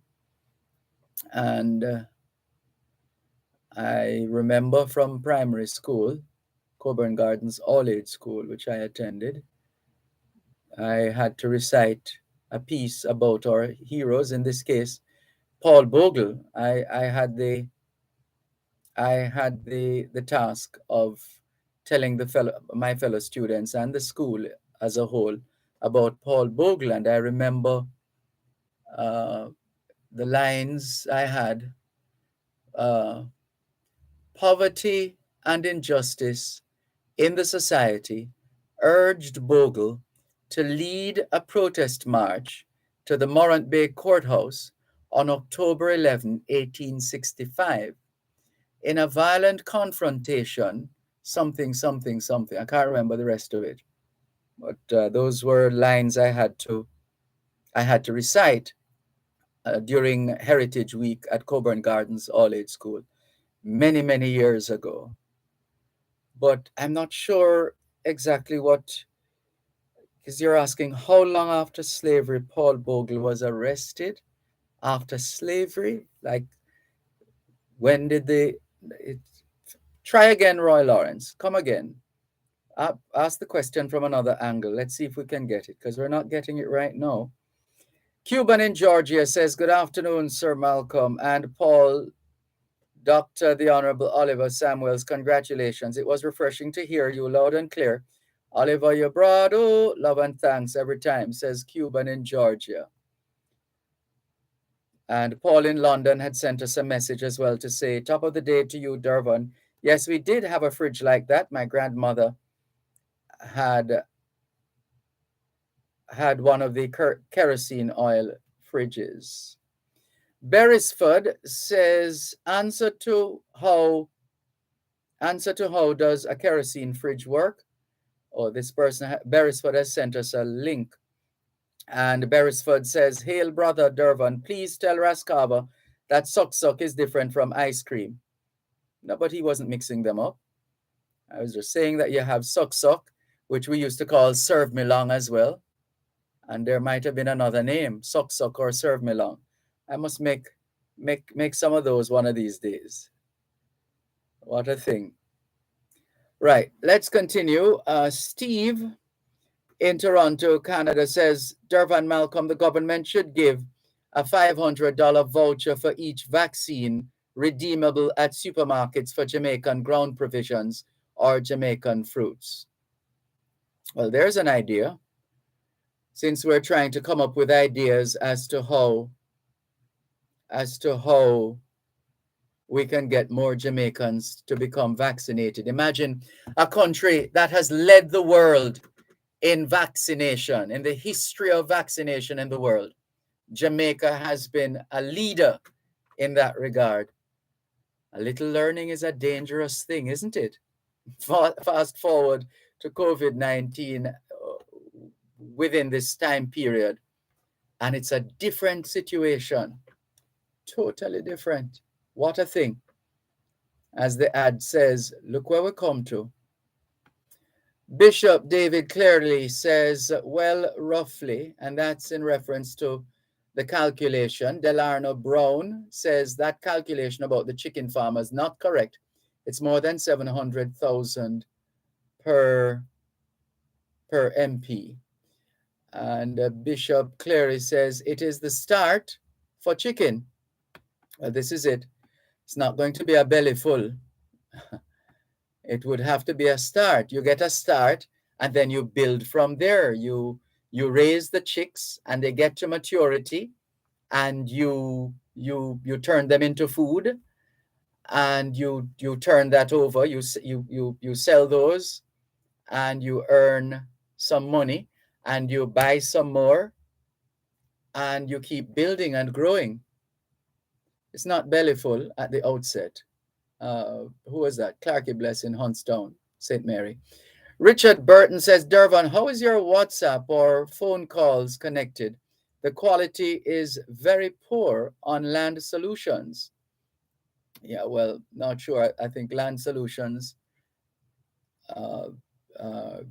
it's a regular phone connection, I think, for Land Solutions. Maybe we need to make an adjustment. Maybe we need to have a Zoom call. I think we have done that in the past. Maybe we need to do that. Maybe that needs to become standard. Zoom or Teams, yes. Perhaps that's what we need to do, Richard Burton. Perhaps that's what we need to do. And in terms of the WhatsApp calls, they are the way they are because all we do is to mic the phone in the studio, essentially. Ideally, what we want is a cable that's coming directly out of the board that you can plug. Maybe it has multiple connections depending on the type of phone. So you could just plug that in because we used to do that uh, at uh, at North Street. I think we did it at North Street, where you are able to plug a cable into the cell phone, and the audio would be better. The thing though is that I think there was something about whether, because when you plug in the cable, it cancels it could it sometimes becomes a one-way unit, meaning you're just feeding the phone, and you really need a two-way because you're talking to the person who is, so you're sending audio to the person who's on the phone, but the person can't hear you, so would have to, yeah. But these are things that engineers sit down and plan and think about and work through. Yeah, so over to the engineers. Right. Thank you for pointing that out, though, Richard Burton. And I think we're going to leave that there for the time being. Natalie says, good afternoon. We need to put the past in perspective and move forward in unity as a nation. Thank you very much for your message. And here is, oh, somebody has sent us, oh goodness, I just closed it. Because I'd asked about the mechanics of the kerosene oil powered refrigerator. How does a kerosene fridge work? Alan Dicey, former engineer, avionics and IT. A kerosene fridge has a sealed network of tubes and chambers holding water, ammonia, and hydrogen gas. A propane flame heats a chamber holding a solution of water and ammonia until the liquid boils. The ammonia gas rises to another chamber, the condenser, where it cools back into a liquid. It then flows to the evaporator, where it mixes with hydrogen gas. When ammonia encounters hydrogen gas, the chemical reaction between the two absorbs heat. That's how the propane fridge produces its cooling action, by pulling heat from the interior of the refrigerator into the ammonia hydrogen mix. As it absorbs heat, the ammonia becomes a gas again. The ammonia and hydrogen gases then combine with water. The ammonia and water form a solution again, which releases the hydrogen gas to rise back to the evaporator. The process then starts all over again. So there's an explanation from former engineer, avionics and IT, Alan Dicey. So there you go, for those who are wondering, like yours truly, how a kerosene fridge works. Well, now we know. Thank you very much. Who shared this now? Was it Beresford? Yes. Thank you for sharing. Thank you for sharing that link, Beresford. This one says, Dervan, if slavery was abolished in 1834 and Bogle was arrested in 1865, isn't that the time frame Roy Lawrence is wondering about? Oh, I see what you mean. Let's see. Well, let's see. Slavery was abolished in 1834, but then there was the 4-year period of apprenticeship, which would take you from 1834 to 1838. Bogle was arrested in 1865. No, because slavery was in fact abolished, but in 1834, but full freedom didn't come until 1838. So it's not that Bogle and his men were in slavery at that time. Slavery was abolished. But they became concerned about the conditions of work and or the lack thereof and related matters. So that wasn't a one moment, please.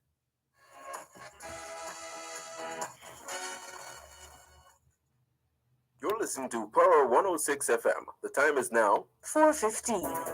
Are you an NWC customer with multiple properties? You can add account numbers for those properties to be serviced using a single login profile. Just go to nwcjamaica.com and visit the customer web access portal. Try it now. For hard-to-get parts, call us first. Gold Plus Auto Supplies and Accessories offers low prices on Japanese spare parts, Toyota, Nissan, and much more. Visit our branches at Graceville, Savannah Lamar, McCarthy Street, Montego Bay, and Main Street, Santa Cruz. At Gold Plus, we have your parts. Call 876-955-3052. That's 876-955-3052. You can get it, the money makes it down. You can get it if you really want. You can get it if you really want. Yeah. You can get it if you really want. But you must try, try. You'll succeed at last. Don't you know? Listen. Rome was not built in a day. Opposition will come your way. Right. So what happened in 1865 was not a slave revolt like what we had with the Christmas Rebellion in Sam Sharp Square and elsewhere across St. James and elsewhere in the West. It wasn't a slave revolt. It wasn't a slave revolt because slavery was abolished in 1834. Then there was the apprenticeship period from 1834 to 1838 when the full freedom was achieved. And so what happened was that things just got really hard. There were serious economic problems at the time. The people felt ignored by the government, the Jamaican government. They didn't feel as if they were being represented, that their interest was being represented. And so they were trying to get the attention of the government of the day. And that became known as the Morant Bay Rebellion. That's really, so I don't know if that answers Roy Lawrence's question. So don't confuse the two. Slavery was indeed abolished in 1834. Then there was the 4-year period for the apprenticeship program. Then full freedom in 1838. And then years after that came the Morant Bay Rebellion, which was due to hardships and economic problems in general, and the unrepresentative nature of the Jamaican government at the time. Let's move to another message. Roy Lawrence has responded. He says, "Greetings, Mr. Malcolm. Again, this program is a learning process. I will make the Paul Bogle correlation another time. Bless." All right. Thank you very much, Roy Lawrence. But I'm not sure if you sent that message before we gave the explanation. But if you didn't get it before, then you can tell us what you were thinking. All right. Thank you very much. This is your program, Both Sides of the Story, Power 106 FM, still streaming live on the Gleaners website, go-jamaica.com, live on your smart devices all over the world. Still taking your calls on 876-922-4112-5, 876-922-4112-5. text line, same as the WhatsApp number, which means you can not only send us your WhatsApp messages, your text messages, but also your voice notes, and you can call us directly on WhatsApp. This one says, this is a text message. Good evening, good afternoon. Mr. Malcolm, I'm asking you to ask the JUTC if they're going to wait until the driver wrecked the system before they put in measure to stop the stealing. I took a 97, and from the driver leave town, no one get a ticket. I took a 99. It was the same thing. I then took a 32, and it was the same thing. Don't send my number to them. Thank you. Then how are you going to play a part in seeing to it that what you refer to as the stealing, that how are you going to ensure it stops if we don't forward your message? All right, we're not forwarding. Oh, you mean your number? It's your number you don't want us to forward. All right, let's forward your message to the communications manager at the JUTC, Mr. Cecil Toms, who used to work at Power 106 FM many years ago. Many years ago. In fact, he was an intern. He came to Power 106 FM as an intern while he was studying at Karimak, I believe it was. Cecil Toms. Let's see. We're trying to let's forward this message. Let's forward this message so that he can at least do some investigations, generally speaking, and maybe set up some kind of a scenario to be able to identify exactly who is doing what or not doing what. Right, so we're sending the message to Cecil Toms, who I'm sure is going to ask me what's the number for the person, at which time I will respond by letting him know that the person doesn't want us to share their number with the JUTC. But obviously just raising the issue for the JUTC to investigate. Thank you nonetheless for your message here on your program, Both Sides of the Story, Power 106 FM. Let's go to a bit of history now, shall we? How about that? Let's see. For those of us who take color TV for granted, color TV, 1963. 1963.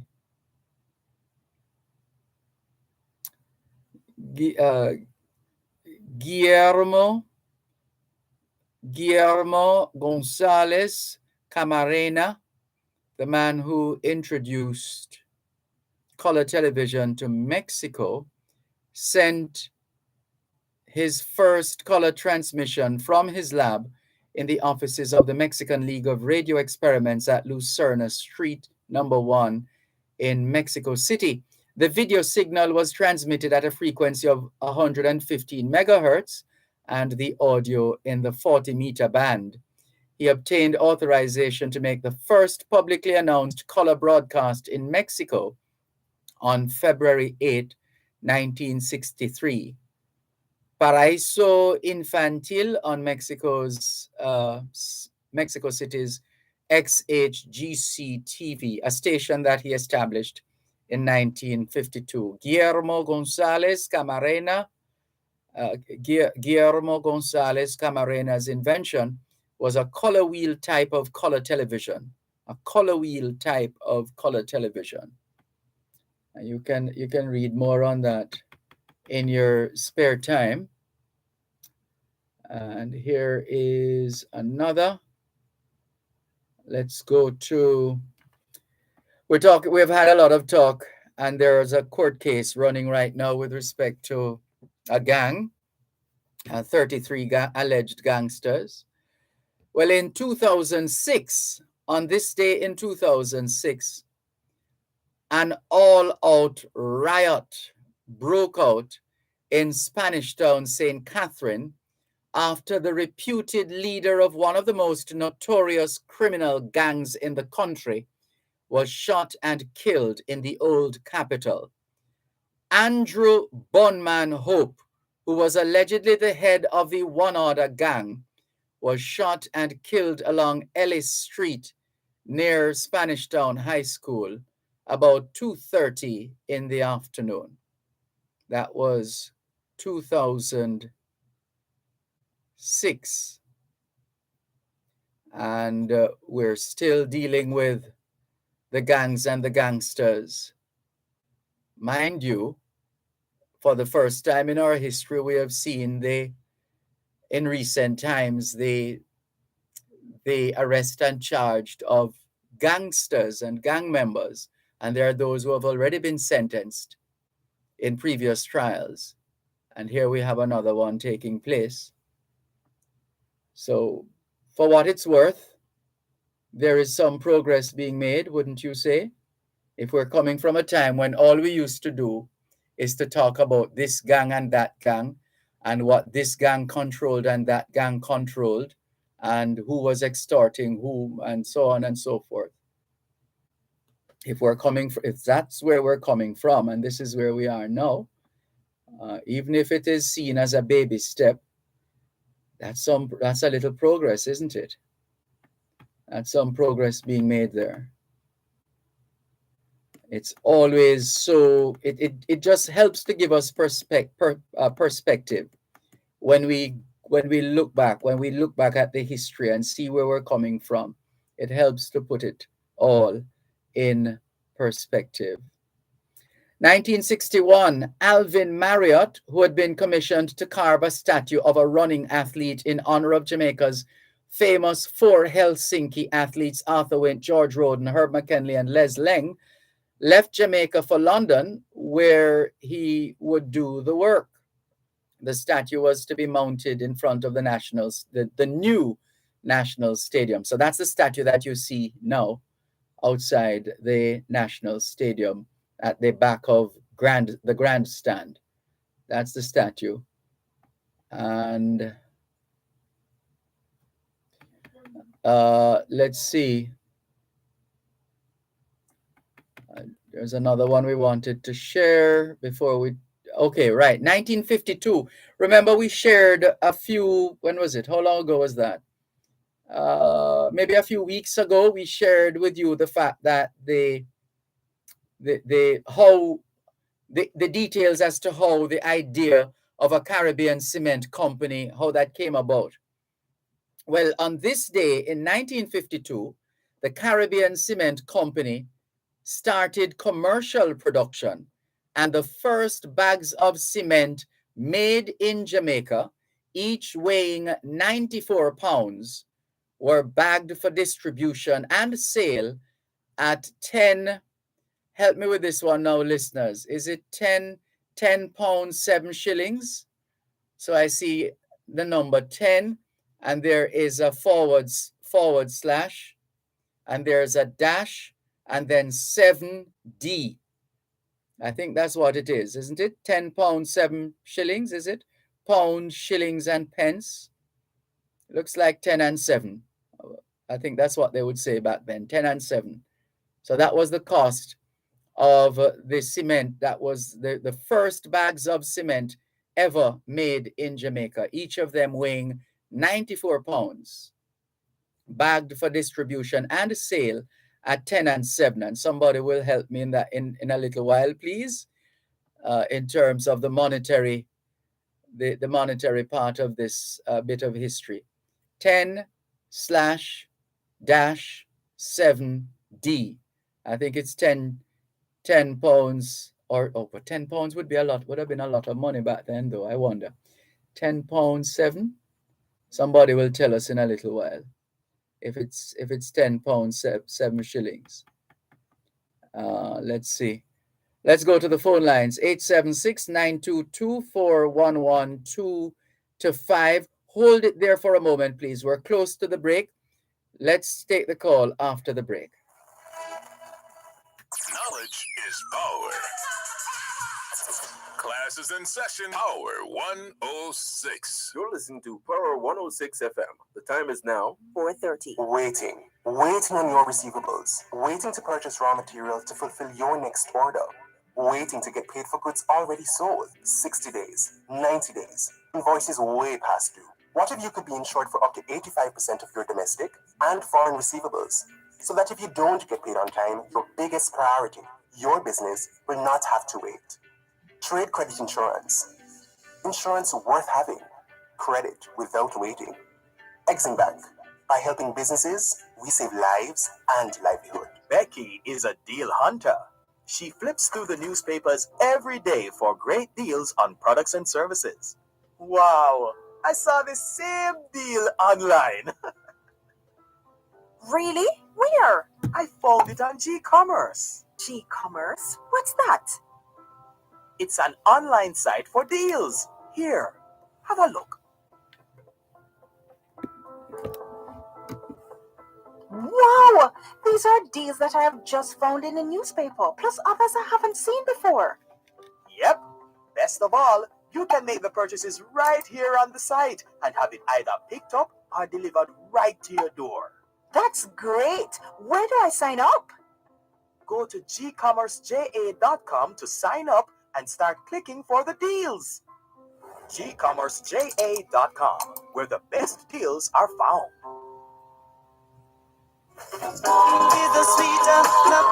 ¿Qué hora es en español? Son las 5:29. Quelle heure est-il en français? Les 5:29. 现在几点了？5点加29分. 29 minutes to 5 o'clock in the afternoon here at Broadcast House, 32 Lyndhurst Road, Kingston 5, St. Andrew, Jamaica. Have you done your homework yet? If not, now is a good time. Good afternoon to all the schoolers listening to us, all the schoolers from the early childhood level to the secondary level. Trust you had a productive day of learning today. Hope you also managed to get in some physical activity, just as important as mental activity.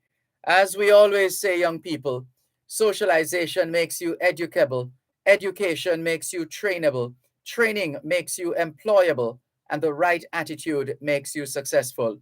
Homework time, young people. Parents and guardians, do you know where your children are? Are they where they're supposed to be? Doing what they're supposed to be doing? It's a good time to check up on the children. Good time to go to the phone lines. 876-922-4112-5. Good afternoon. Thanks for calling. Good afternoon. All right, let's take another call. Hello, good afternoon. Yeah, man. Yeah, you quote the figures that was quoted for the cement. Yes. Go ahead. It's the number 10. Yeah. Then there was a slash or a forward slash, whatever you call it. Then there was a dash and the number 7 and the letter D. 10 and 7 pence. 10 pounds, 7 pence. No, 10 shillings and 7 pence. 10 Oh. 10 pounds could have buy. That's what hit me at one point that I was saying, but hold on, 10 pounds would be a lot of money back then. Yeah. Yes. So it's 10 shillings, 7 pence. 10 and 7 pence. 10 and 7 pence. Thank you very much, Raskava. Hello? They are farming crabs out there as they are doing chickens now.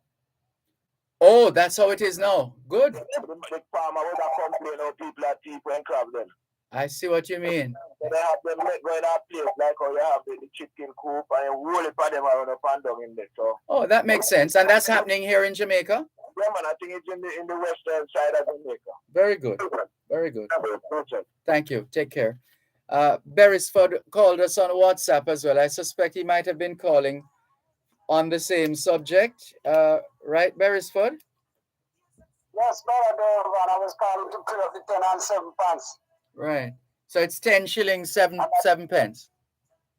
Yes, and that 10 pound was a big money, like Rascava said, to put a bike yard and Yes, it hit me at one point. That's why I said, wait a minute, 10 pounds would have been a lot of money back then. So it's 10 shillings, 7 pence, or 10 and 7. Thank you very much, Mas Beresford. Thank you. And that Rastava put in coconut milk and mix up in a freezer. Yes. And take it out and call it ice cream. That sucks up, brother. Ice cream the old bucket. No, but he said that. Didn't he mention the bucket? You forgot that he mentioned the bucket. But he also mentioned freezing coconut mix up in a freezer. Yeah. Well, there are variations. That's his signature. That's his variation. Me put socks up in my freezer here all the time, but we don't call it ice cream. I would love to make some old time ice cream.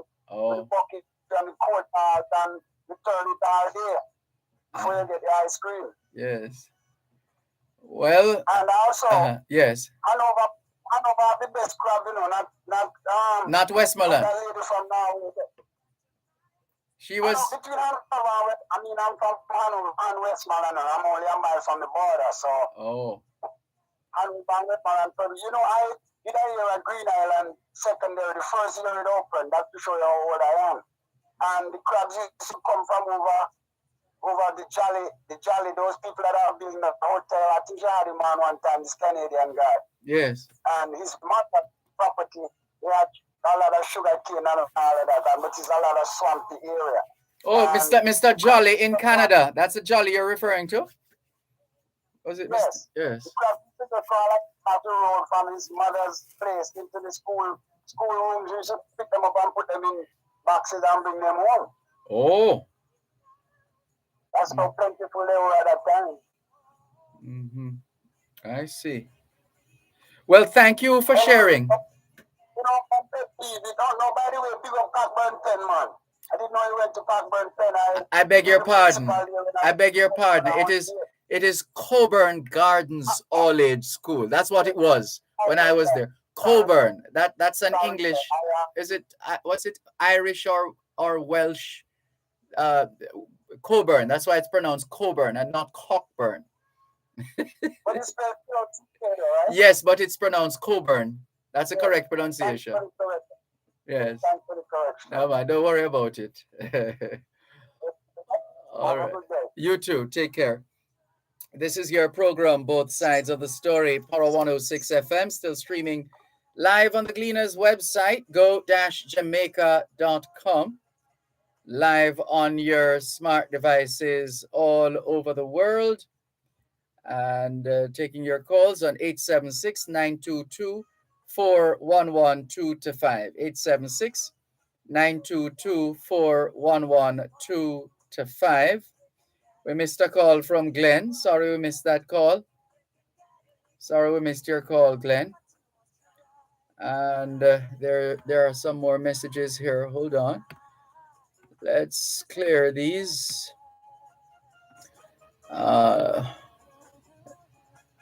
Delarno says that man is not lying when he talks about the JUTC bus drivers. I was on one yesterday coming from the U.S. Embassy to downtown, and I noticed wrongdoings, very obvious, no tickets given, and they did not give me a ticket. I had a small bag around, he had a small bag around his neck collecting the money. Very obvious, broken style of operation. He must be a happy driver, says Delarno. Well, I've messaged Cecil Toms of the Jamaica Urban Transit Company, JUTC, and he has responded. I sent the message from the listener who was talking about the stealing on the JUTC buses. And Cecil Toms says, thanks, Dervan. Well, he says, Sai, thanks, Dervan, would have been useful if we had a license plate for the bus or some info to identify the driver or drivers. So this is where JUTC passengers, citizens of Jamaica, who are commuters on JUTC buses, this is where you can help. before you go on the bus or when you get off the bus, safely, I'm underlining the word safely, safely take a picture of the registration plate, the license plate, or commit it to memory, repeat it, and try and get a pen and a bit of paper and write it down. Otherwise, your complaints, or your, not complaints, but you're sharing this information with us is in vain, because we don't have anything to run on for you to be able to say, this is the app, send us, take a picture of the license plate. In fact, isn't that what the Ministry of Transport and Mining is encouraging people to do now? There's an app. I think I downloaded the app. I haven't tested it though. The Drive Safe app. So if you see taxi operators, minibus drivers, JUTC buses, and they're not operating as they should, then you can safely take a picture of the registration plate, take a picture of the vehicle, and submit it via the app, the Drive Safe app. I haven't started using it yet, but I have downloaded it. So that's our suggestion to Delarno and who was the other person? The other person who sent us the first message in relation to JUTC buses and the drivers not issuing tickets and seemingly pocketing the money. Oh boy. That's a problem that has been with us for a while, and it requires some attention. It requires some attention. Oh boy. Here's a story of well, I think you would have heard if you were listening to Real Business some weeks ago. You would have heard Bruce Bowen. Remember him? Used to be the president and CEO of Scotiabank here in Jamaica. Well, he is now executive chairman of Rock Connect, and that's Jamaica's new cell phone company. So those who are disgusted with Flow and Digicel, a third cellular company, is coming to Jamaica soon. It's called Rock Connect. Rock Connect. Jamaica's third licensed telecommunications provider has signed an agreement with the International Finance Corporation, IFC, that's the private sector arm of the World Bank Group, to provide market expertise to support the build-out of Rock Connect's network and expedite provision of broadband to Jamaica's unserved and underserved communities.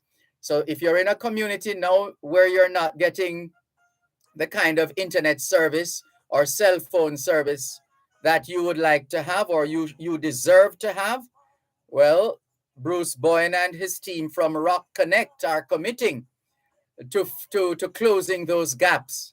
Let's see what happens. It's not the first time we have seen a third cellular company coming into the market. Anybody remembers Claro? Yes, but here we are now in 2022, and we're learning of Rock Connect. Let's see how it goes. We wish them well, considering that it's the country that will benefit, right? It's the people who will benefit. Competition is always good. Always. Let's see. Another of the messages here. 876-922-4112-5. Those are the numbers to call. The text line, 876-365-3346. 876-365-3346. Let's give you a quick update. So for those who are familiar with the March month to Retrieve Road, apparently there's a $75 million project to rehabilitate that roadway that's in Westmoreland. Ground was broken today on that score. Let's go to the break and come back.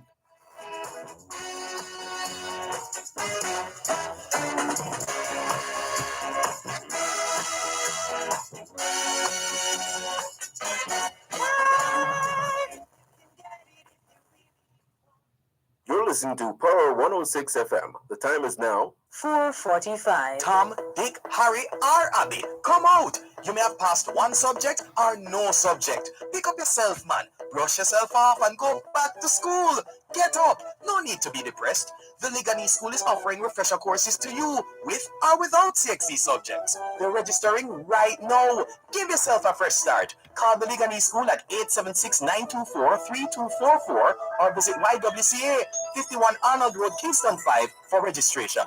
Jamaicans at home and abroad, it's now here. The Jamaica Customs Agency's first podcast series, Real Talk with Customs, Wednesday, February 9, 2022 at 10 a.m. under the theme JCA, Embracing Digital Transformation and Building a Data Ecosystem. Log on to the Jamaica Customs Agency and Cleaner YouTube channels for real, relevant, and accurate information right at your fingertips.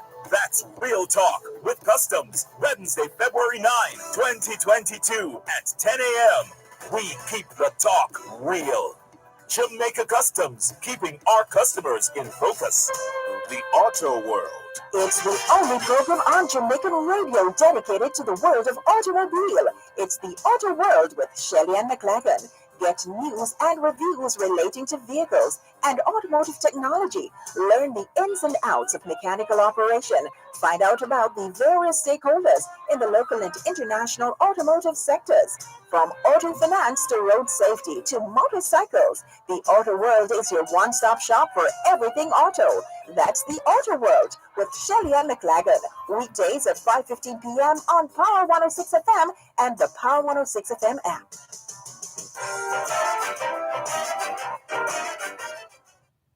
Get it if you really want, yeah. You can get it if you really want. But you must try.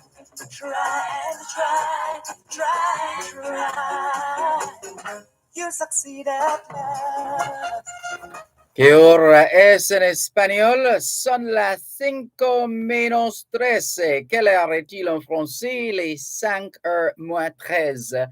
现在地点了5点加13分. 13 minutes to 5 o'clock in the afternoon here at Broadcast House, 32 Lyndhurst Road, Kingston 5, St. Andrew, Jamaica. Good afternoon to all working Jamaicans tuned into both sides of the story here on Power 106 FM. It's a good time for us to ask ourselves, how productive have we been today? How productive have we been today? As we indicated going to the break, the government today broke ground on the $75 million project to rehabilitate the Marchmont to Retrieve roadway in Westmoreland. The project, which started last December, is scheduled to be completed within the current financial year, which ends on March 31st. Work on the 3.8 kilometers of roadway will include clearing of landslides, patching, drain improvement, construction of retaining walls, as well as reshaping and resurfacing the corridor. The project is to bring relief to motorists, farmers, and commuters who have complained that the road has been in a poor condition for over 25 years. So that is one of the stories trending right now. There's another one as we come back to your phone calls, 876-922-4112-5. Here's the other one on a sporting note. Green light for Western relays, but no spectators. And the story is sponsorship and fundraising have saved the Western relays as the competition has gotten the green light to host its 43rd staging set for Saturday, February 12 at the G.C. Foster College of Physical Education and Sport in St. Catherine. During the launch at the Deja Resort in Montego Bay, St. James, Ray Harvey, chairman of the organizing committee, said there would be no spectators allowed because of how quickly the event was put together. And we wish them well.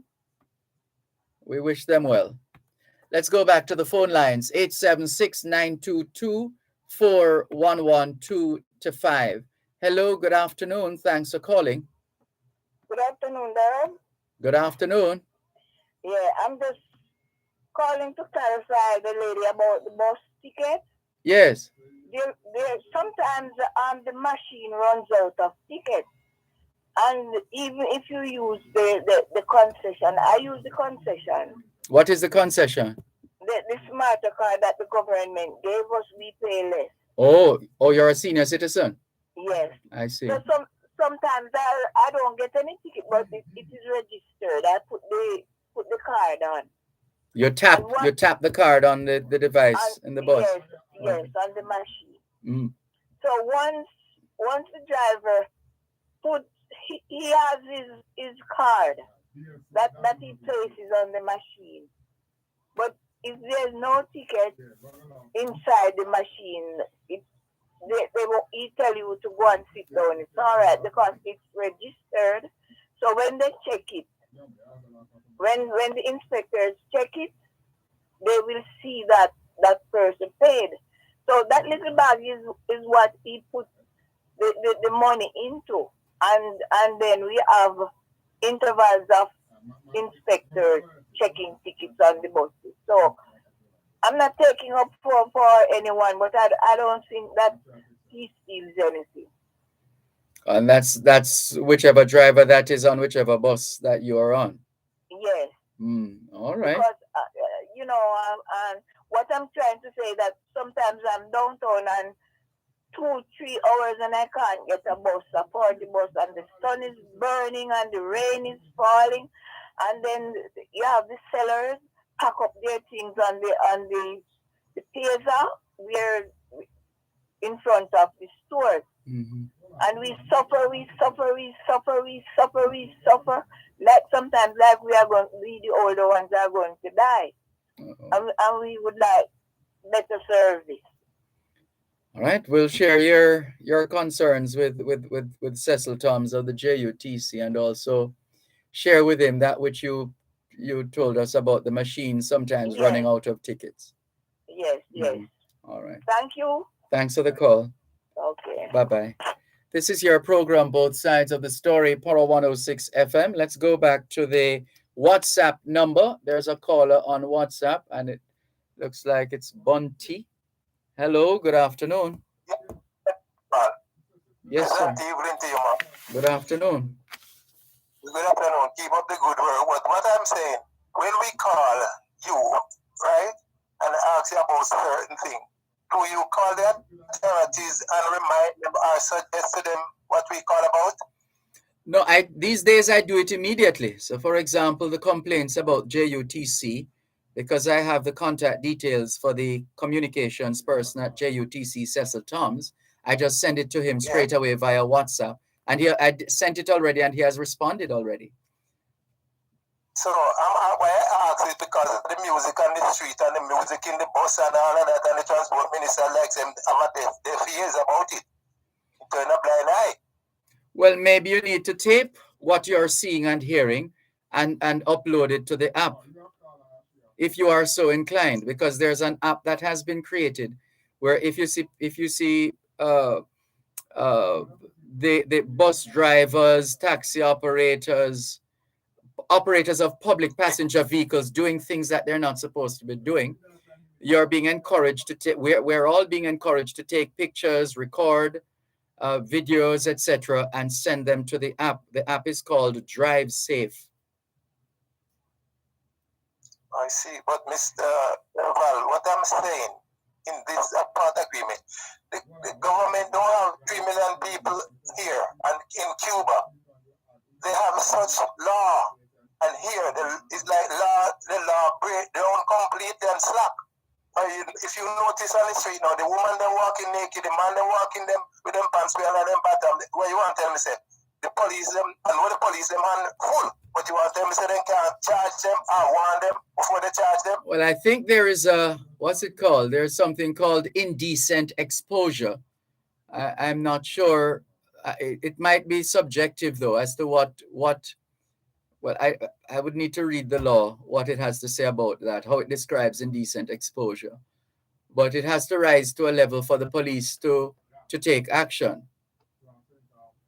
But it really, I don't know what happened. I can't imagine when this happened and when we got to this stage in a country where we are so homophobic, yet so many males, males, so many males in this country walk around with their pants under their buttocks. Whose attention are they trying to get? But the woman them not different. So I don't understand what is going on. I think the minister should make a law, put on him foot and don't be like a boy. Him just allow things to be slipping through. Which minister? The prime minister must set up a law and him not looking no friend. He must put on him foot and come from a decent home. Yeah, well, I'm not sure if legislation can fix that, because as I said, what we have on the books now, as I understand it, is indecent exposure. But then what is indecent exposure? And would the business of the pants under the buttocks constitute indecent exposure, or just sloppy dressing? But Mr. Malcolm, you know what I said before, your time. People have to pay women to see them leg. No, you don't have to pay them to see nowhere. Well, yeah, it's the latest phase that our people are going through in this country of ours. I still don't get it to this day. I can never.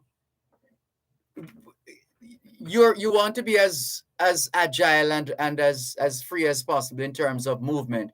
And the way I see the males, males, walking around, and the pants is barely being held up, and they walk wide, the legs are wide. So it's much easier, especially for those who are engaged in criminal activities. It's much easier for the police to catch them now. They can't run from police in those pants. No, they can't. So that maybe that's not such a bad thing. Maybe it's well, especially if those with criminal intent are the ones are among those who are wearing their clothes like that. They're easy to catch. They can't go anywhere like that.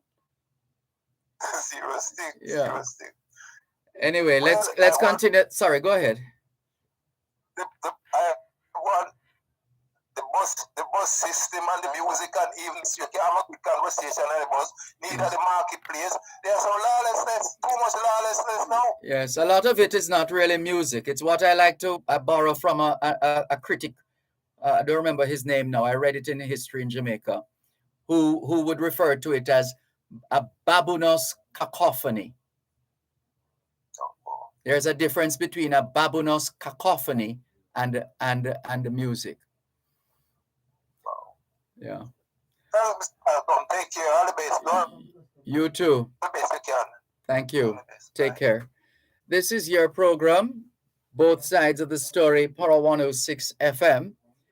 And we're out of time. Can we thank you once again for the privilege of serving you on yet another edition of your program, Both Sides of the Story, Power 106 FM. For today, Tuesday, the 8th of February, 2022, the moving finger writes, and having writ moves on, nor all your piety nor wit shall lure it back to cancel half a line, nor all your tears wash out a word of it. All things being well, both sides of the story returns tomorrow afternoon, 2 to 5. Till then, this is Dervan Malcolm, reminding all of us that every day is an opportunity to do better than yesterday. Take care. You succeed at last.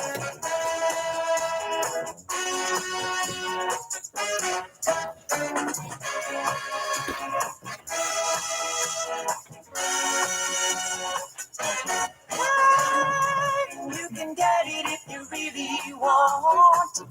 You if you really want, but you must try.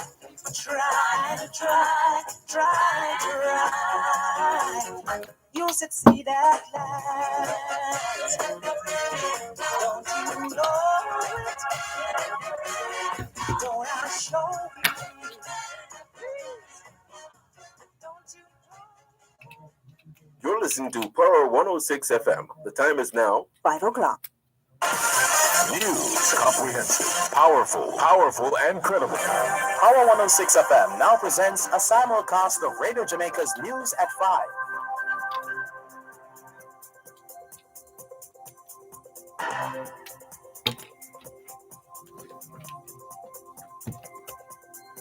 Bye, bye, bye, bye, bye, bye. Bye.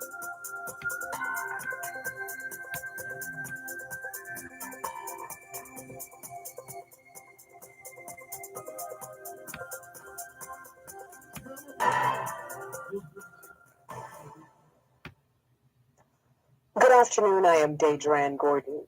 Coming up in the news segment of Beyond the Headlines today, Tuesday, February 8th,